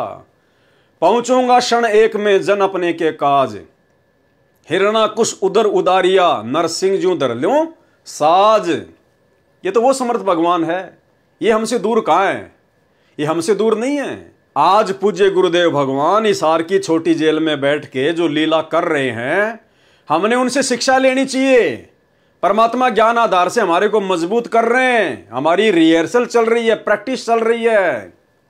आप ये सोचिए कि गुरुजी सतलोक चले गए, आप ये ना देखिए कि गुरुजी हिसार जेल में बैठे, नहीं, आप ये सोचिए कि गुरुजी सतलोक चले गए हैं और अब मुझे पीछे से किस प्रकार से, कितनी मर्यादा में रहकर, किस कदर सावधानी बरत कर मुझे अपनी भक्ति पूरी करनी है। तो हम सत्सेवक उसी आधार से, उसी प्रकार चिंतित रहकर, मर्यादाओं को लेकर, हर प्रकार की बातों को लेकर, जो जो बातें गुरुदेव ने अपने सत्संगों में बताई, जो आदेश निर्देश उन्होंने दिए, जो नियम उन्होंने दिए, हम ये सोचकर वर्तमान में भक्ति कर रहे हैं कि सोच लो हमारे गुरुजी सतलोक गए और भैया अब यदि कोई त्रुटि हो गई, अब यदि नाम खंडित हो गया, अब यदि भाव बिगड़ गए, तो भाव सेट करने के लिए फिर परमात्मा वापस नहीं आने वाला है। तो ये सोचकर हमने अपनी भक्ति को सफल करना है। तो ये रिहर्सल चल रही है वर्तमान में, उस आगामी समय के लिए परमात्मा वर्तमान में हिसार की छोटी जेल में बैठकर आप और हम जो इस 21 ब्रह्मांड रूपी काल की बड़ी जेल में बैठे हैं ना, परमात्मा हमारी परीक्षा ले रहा है, हमारी रिहर्सल करवा रहा है मालिक। तो जब गुरुदेव यहां से चले जाए परमानेंट सतलोक के लिए, जिस रूप में आए हुए हैं इस रूप से, तो मन में कभी भी ये चिंता नहीं आनी चाहिए कि गुरुजी चले गए अब मेरा क्या होगा, अन्यथा फिर तेरा कुछ नहीं होगा, फिर कुछ भी। क्यों कहे कबीर सुनो भाई साधु, मैं तो हूं विश्वास में, और यदि तूने विश्वास ही तोड़ दिया तो फिर तेरा काम कहां से बनेगा, फिर तू काल के जाल में ही रहेगा। तो हमने अपनी आंख में एक आंसू भी नहीं निकालना है। परमात्मा जो मर्जी लीला करके जाए यहां से, हमने इस चिंता में आंख से एक आंसू भी नहीं निकालना कि लो भाई गुरुजी तो चले गए अब क्या होगा, अरे अब क्या होगा, भक्ति पता नहीं पूरी होगी कि नहीं होगी, हम सतलोक जा पाएंगे नहीं जा पाएंगे। नहीं, यहां गुरुदेव जो ये बात लिख रहे हैं, दही छोड़ तड़पती दासी, तो भाई वो तड़पेगा जिसको कंप्लीट भक्ति का कोर्स नहीं मिला होगा, जिसको सच्चा गुरु नहीं मिला होगा, जिसको पूर्ण मोक्ष का मार्ग नहीं मिला होगा, जिसको पूरे सत्संग नहीं मिले होंगे। तो आदरणीय रामदेवानंद जी, वो तो आप और हमारी तरह भगत थे, उनके पास में कहां सच्चा ज्ञान था, कहां सच्चा नाम था, कहां उनके पास में मोक्ष मार्ग था। वो किसका उद्धार कर देते, वो तो किसी का उद्धार कर ही नहीं सकते थे। एक छोटा सा सत्संग सुना रहा हूं आपको सतगुरु रामपाल जी परमेश्वर जी का, जिन्होंने हकीकत बताई कि मेरे गुरुदेव आदरणीय रामदेवानंद जी वो किसी का उद्धार कर ही नहीं सकते थे, वो किसी का मोक्ष कर ही नहीं सकते थे। स्पष्ट कह रहे हैं गुरु जी कि उनसे किसी का मोक्ष होना ही नहीं था। सुनिए। और आज से सभी जितने उनके शिष्य थे सबसे कह दिया था कि आज के बाद मैं तुम्हारा गुरु नहीं हूं, आज से दोबारा इससे उपदेश ले लो और इसको गुरु बनाओ, इससे तुम्हारा मोक्ष होगा। अब यह बात भी नहीं हमारे गले उतरे थी कि उन तो मौज है उनकी।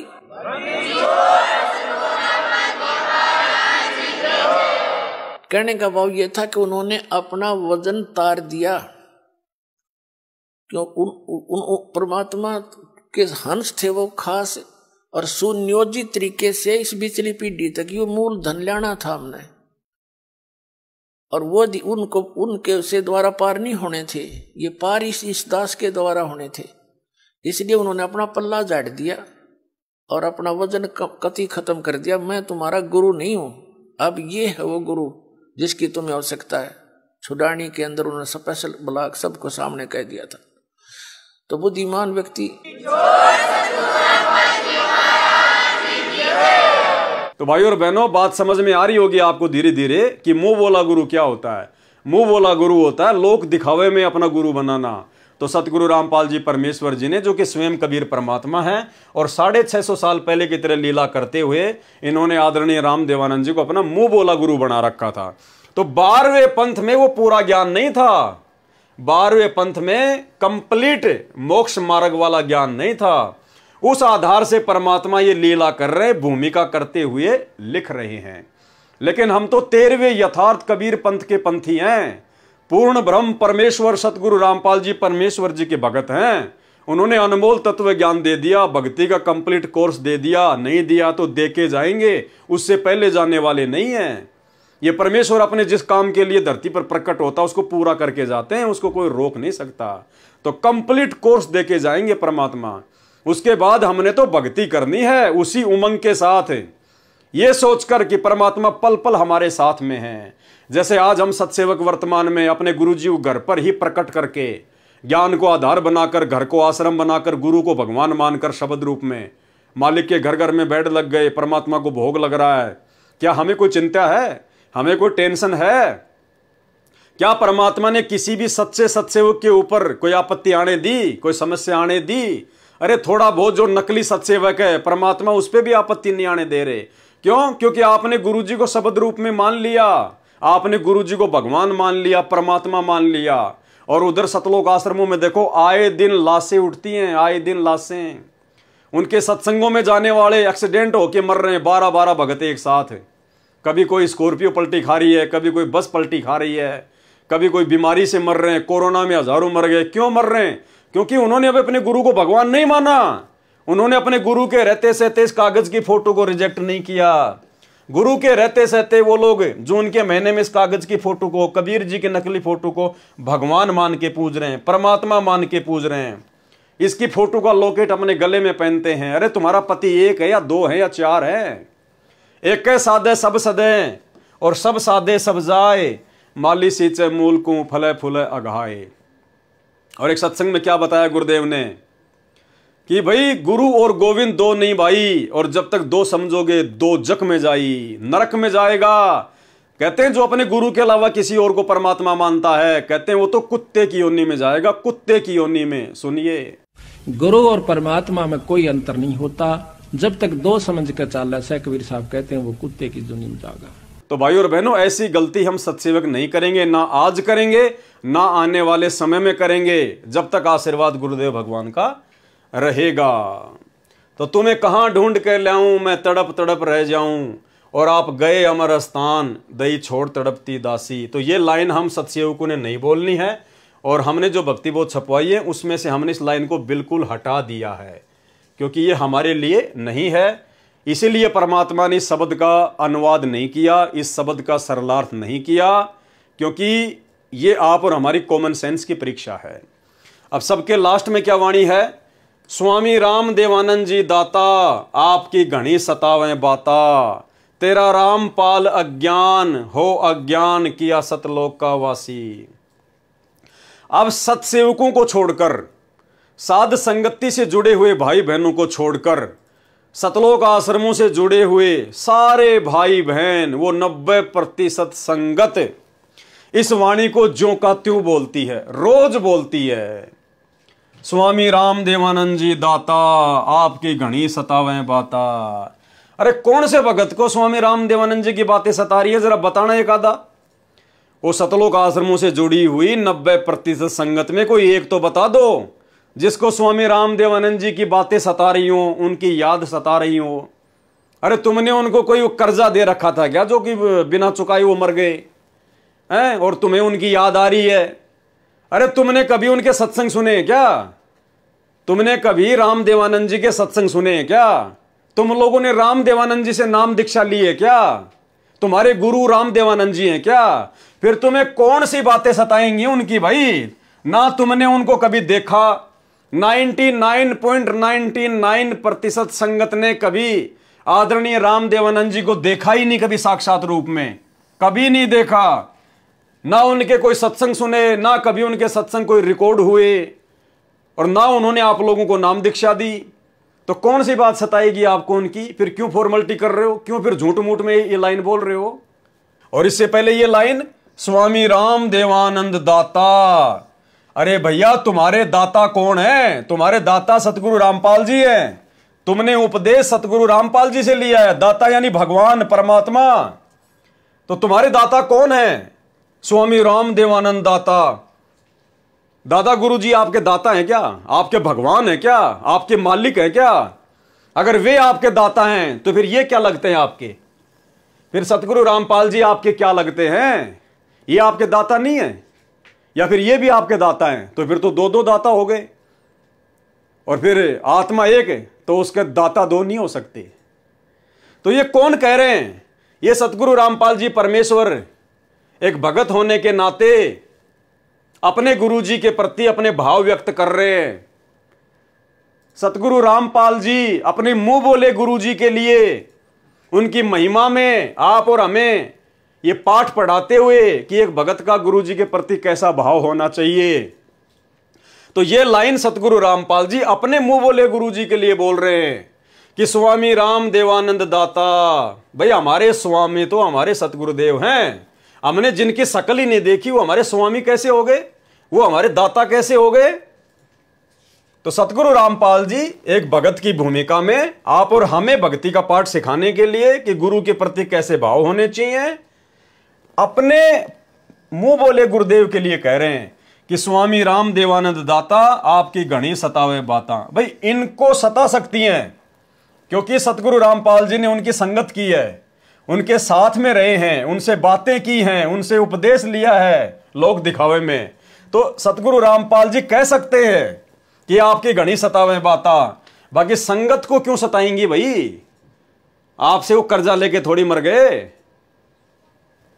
तेरा रामपाल अज्ञान, सतगुरु रामपाल जी अपने गुरु जी के आगे अपने को छोटा साबित करते हुए, आप और हमें भक्ति का पाठ पढ़ाते हुए कि गुरु के आगे शिष्य की कोई औकात नहीं होती। शिष्य चाहे कितना बड़ा अधिकारी क्यों ना बन जाए, कितना बड़ा धनवान क्यों ना हो जाए, शिष्य ने हमेशा अपने गुरु के आगे अपने को अज्ञानी मानना चाहिए, तुच्छ बुद्धि मानना चाहिए, दो कोड़ी का जीव समझना चाहिए।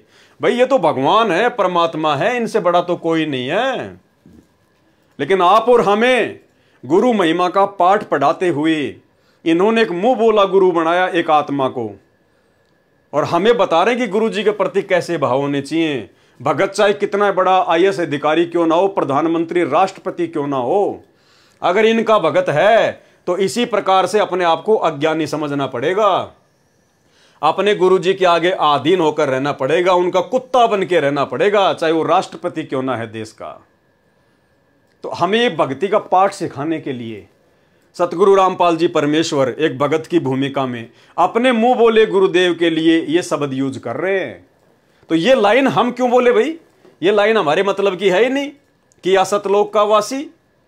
अरे एक तरफ तो हम दुनिया में डंका पीटते हैं कि सतगुरु रामपाल जी सबसे बड़े तत्वज्ञानी हैं, जगत गुरु हैं, उनसे बढ़कर ज्ञान किसी को नहीं है। एक तरफ तो आप सारा दिन पुस्तकें बेचते हो, ये प्रचार करते हो, और संध्या आरती में रोजाना तुम लोग फिर तेरा रामपाल अज्ञान, तेरा रामपाल अज्ञान, तुम अपने गुरुजी को अज्ञानी बोलते हो खुद ही। भाई ये तो फिर डूब के मरने की बात हो गई। अरे पुस्तक प्रचार कर से समय तो हमारे गुरुजी ज्ञानी, सबसे बड़े ज्ञानी, तत्वज्ञानी, जगत गुरु, तत्वदर्शी संत, और शाम को रोजाना फिर तुम अपने गुरुजी को अज्ञानी कहते हो। दिन में तो हलवा बनाते हो, शाम को उसमें मिट्टी ठोक देते हो कि तेरा रामपाल अज्ञानी, तेरा रामपाल अज्ञान है। अरे हम कह सकते हैं क्या ये जीभ कट के गिर जाए अपने गुरुजी के लिए इस प्रकार के शब्द यूज करने से पहले? तो ये वाणी सतगुरु रामपाल जी भगत की भूमिका में आप और हमें भक्ति का पाठ पढ़ाते हुए कि गुरुजी के प्रति कैसे भाव होने चाहिए, अपने मुंह बोले गुरुजी आदरणीय रामदेवानंद जी के लिए यूज कर रहे हैं। अब हमने अपने गुरुजी के लिए क्या यूज करना इसकी जगह, ये ऊपर वाली लाइन तो हम बोलते ही नहीं, इसको तो हमने भक्ति बोध से हमने हटा दिया। रही बात ये लास्ट वाली लाइन, तो हमने अपने गुरुजी के लिए क्या यूज करना है, यहां तो सतगुरु रामपाल जी ने अपने गुरुजी के लिए यूज किया है। तो हमारे गुरुजी रामदेवानंद जी थोड़ी है जो हम उनके लिए ये वाणी बोलेंगे, नहीं।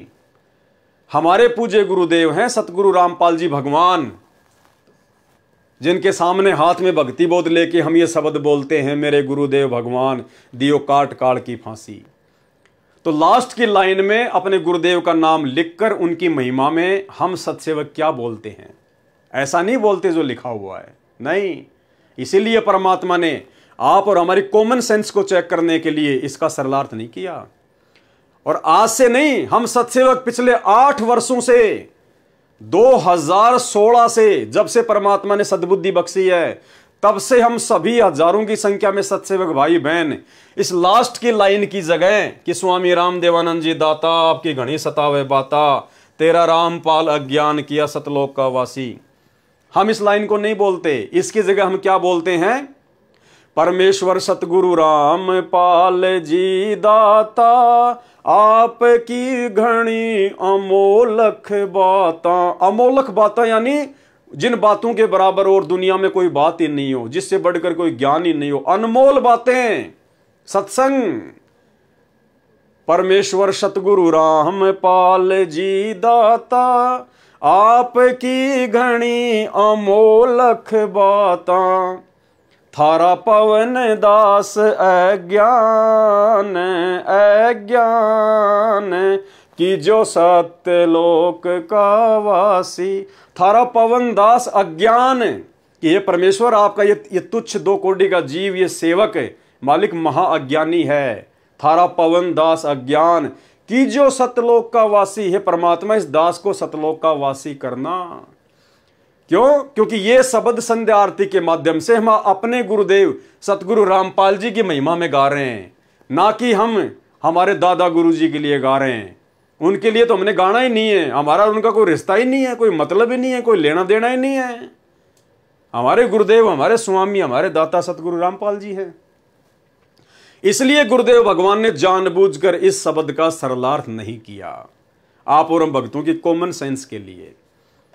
तो भाई हम तो पिछले 8 वर्षों से इन 2 वाणियों को नहीं बोलते, ऊपर वाली वाणी को तो बिल्कुल ही नहीं बोलते। तुम्हें कहां ढूंढ कर ले आऊं, मैं तड़प तड़प रह जाऊं, हमने हटा ही दिया। और नीचे वाली लाइन की जगह बोलते हैं कि परमेश्वर सतगुरु रामपाल जी दाता आपकी घनी अमोलक बाता, थारा पवन दास अज्ञान। यानी जैसे कोई बहन है कि थारी अंशिका दासी अज्ञान, या थारा सुरेश दास अज्ञान, जिसका जो भी नाम है अपना नाम लेके इस प्रकार से अपने गुरुजी से अरदास करनी है। परमेश्वर सतगुरु रामपाल जी दाता आपकी घनी अमोलक बाता, थारा पवन दास अज्ञान हो अज्ञान की जो सतलोक का वासी। ये बोलना है हमने अपने गुरुदेव जी की महिमा में, तब ये शब्द कंप्लीट होगा। अन्यथा तेरा रामपाल अज्ञान, तेरा रामपाल अज्ञान, अरे नालायको, भगत हो फिर क्या कोई खिचड़ी खा के गा रहे हो क्या? इतनी भी कॉमन सेंस नहीं है क्या कि अपने गुरु जी को क्या कहा जाता है? तो भाइयों और बहनों, साध संगति से जुड़े बिना ये सद्बुद्धि नहीं आ सकती। और साध संगति से जुड़ना कोई बच्चों का काम नहीं है, वरना कोई जुड़ के दिखा दो ना, कोई जुड़ के तो दिखा दो।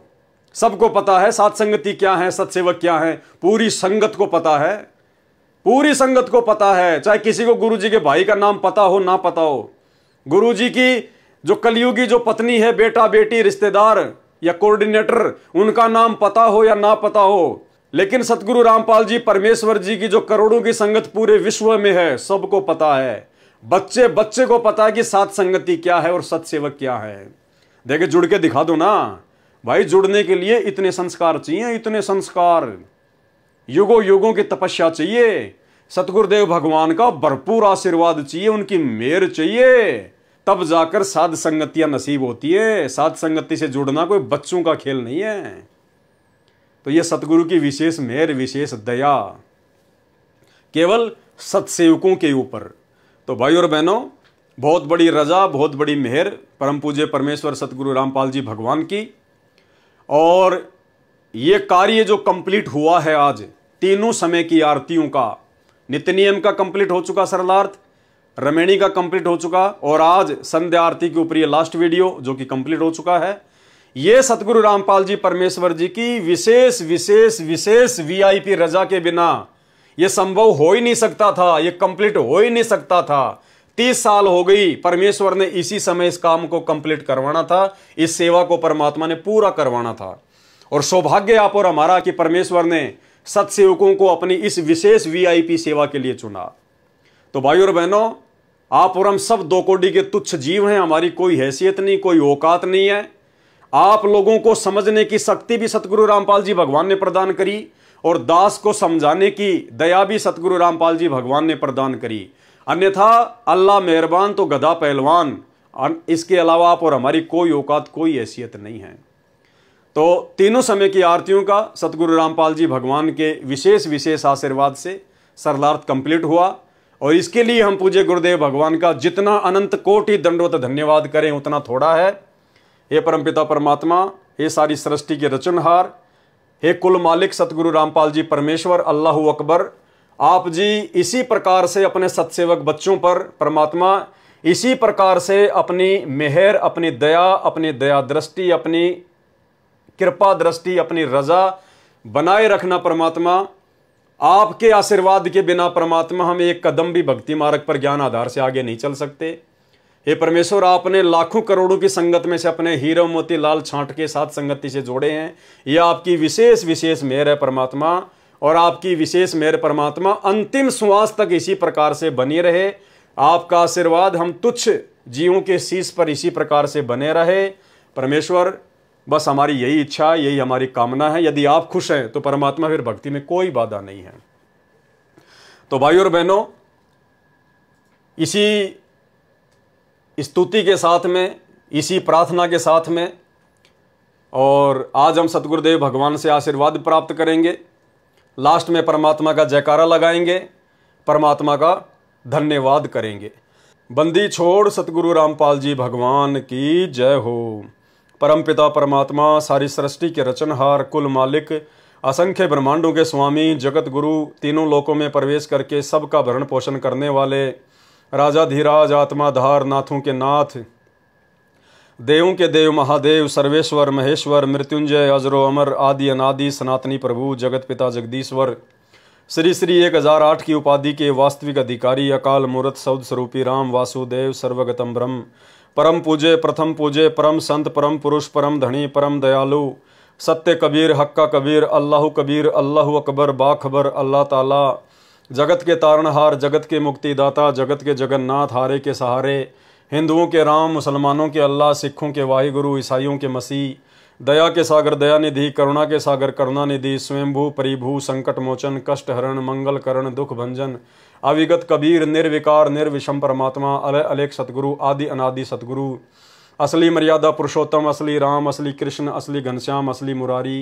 राजाओं के राजा, महाराजाओं के महाराजा, शहंशाहों के शहंशाह, सम्राटों के सम्राट, भगवानों के भगवान, अल्लाहों के अल्लाह, प्रभुओं के प्रभु, मसीहों के मसीह, सच्चे वाहि गुरु, बाबाओं के बाबा, पीरों के पीर, सेठों के सेठ, जगत सेठ, सावलसा सेठ, सर्वगुण संपन्न, अनंत कोटि कलाओं के स्वामी, अनंत कोटि ब्रह्मांडों के नायक, योगियों में महायोगी, ध्यानियों में महाध्यानी, सिद्धों में परम सिद्ध, ज्ञानियों में तत्व ज्ञानी, ब्रह्म ज्ञानी, महाज्ञानी, परम ज्ञानी, सर्वश्रेष्ठ ज्ञानी, विज्ञानी, युवा कबीर, समरथ कबीर, असमवात, अमित ओझा, सच्चे रहनुमा, करीम अल्लाह, सुभान अल्लाह, दुनिया के अंतिम पैगंबर, 8 सितंबर 1951 से गांव धनाना, जिला सोनीपत, हरियाणा, भारतवर्ष की पावन भूमि पे प्रकट रियल कल की भगवान श्री नारायण साकार हरि श्री बाबा साहेब संत श्रोमणी सतगुरु रामपाल जी परमेश्वर जी के चरण कमल में साध संगति से जुड़े हुए देश विदेश से हम सभी सत्सेवक भाई बहनों का अनंत कोटि दंडत प्रणाम। तो भाई और बहनों, तीनों समय की आरतियों का सरलार्थ गुरुदेव भगवान की विशेष आशीर्वाद से कंप्लीट हुआ और ये बहुत बड़ी रजा, बहुत बड़ी मेहर पूज्य गुरुदेव भगवान की आप और हमारे ऊपर। और इसके बाद में भाई और बहनों एक विशेष पुस्तक है, परमात्मा ने उसका जिक्र किया है, मालिक ने संकेत किया है। अब आगे हम उस पुस्तक के ऊपर लाइव आएंगे, इसी प्रकार से वीडियो बनाएंगे, क्योंकि देखो पुस्तकें भगवान ने आप और हमारे लिए लिखी हैं तो पढ़ना भी जरूरी है। सब भगत नहीं पढ़ पाते हैं, इसलिए परमात्मा दया कर रहे हैं साथ संगति के माध्यम से कि हम उन पुस्तकों को पढ़ेंगे और साथ में जहां जहां समझने लायक बात होगी परमात्मा अपना आशीर्वाद देकर उस बात पर विश्लेषण भी करवाएंगे। तो अगली जो पुस्तक है उसका नाम है भक्ति और भगवान। ये बहुत ही विशेष पुस्तक है, 150 पेज की पुस्तक है, 10-12 इसके ऊपर वीडियो बनेंगे। और परमेश्वर ने इस पुस्तक में भाई और बहनों बहुत सारे गूढ़ रहस्य छुपा रखे हैं। इस भक्ति और भगवान पुस्तक में गुरुदेव ने स्पष्ट कर रखा है कि उनके छोटे भाई महेंद्र का इस जन्म में मोक्ष नहीं होगा। स्पष्ट कर रखा है वहां पर परमात्मा ने। यानी ये लाखों की करोड़ों की मूर्ख संगत जिन गुरुदेव भगवान के कलयुगी बेटा बेटी भाई बंधु रिश्तेदारों के पीछे अंधी होकर चल रही है, वो खुद तो डूबेंगे सो डूबेंगे, संगत को भी लेके डूबेंगे। तो एक जगह परमेश्वर ने संकेत कर रखा है कि उनके छोटे भाई का, यानी 12वें पंथ में जिन जिन लोगों ने नाम दीक्षा ली थी आदरणीय रामदेवानंद जी से, दादा गुरु जी से, उनमें से किसी का भी मोक्ष नहीं होगा इस शरीर से। उनको दोबारा से मनुष्य जन्म लेना पड़ेगा, स्पष्ट लिखा हुआ है। और भी बहुत सारे गूढ़ रहस्य उस पुस्तक में हैं, हमारे विश्वास को दृढ़ करेंगे। तो दास आपको समय बता देगा, डेट बता देगा और उसके बाद हम उस पुस्तक के ऊपर लाइव वीडियो बनाएंगे। तब तक के लिए गुरुदेव भगवान से आशीर्वाद, इजाजत, बंदी छोड़, सतगुरु रामपाल जी भगवान की जय हो।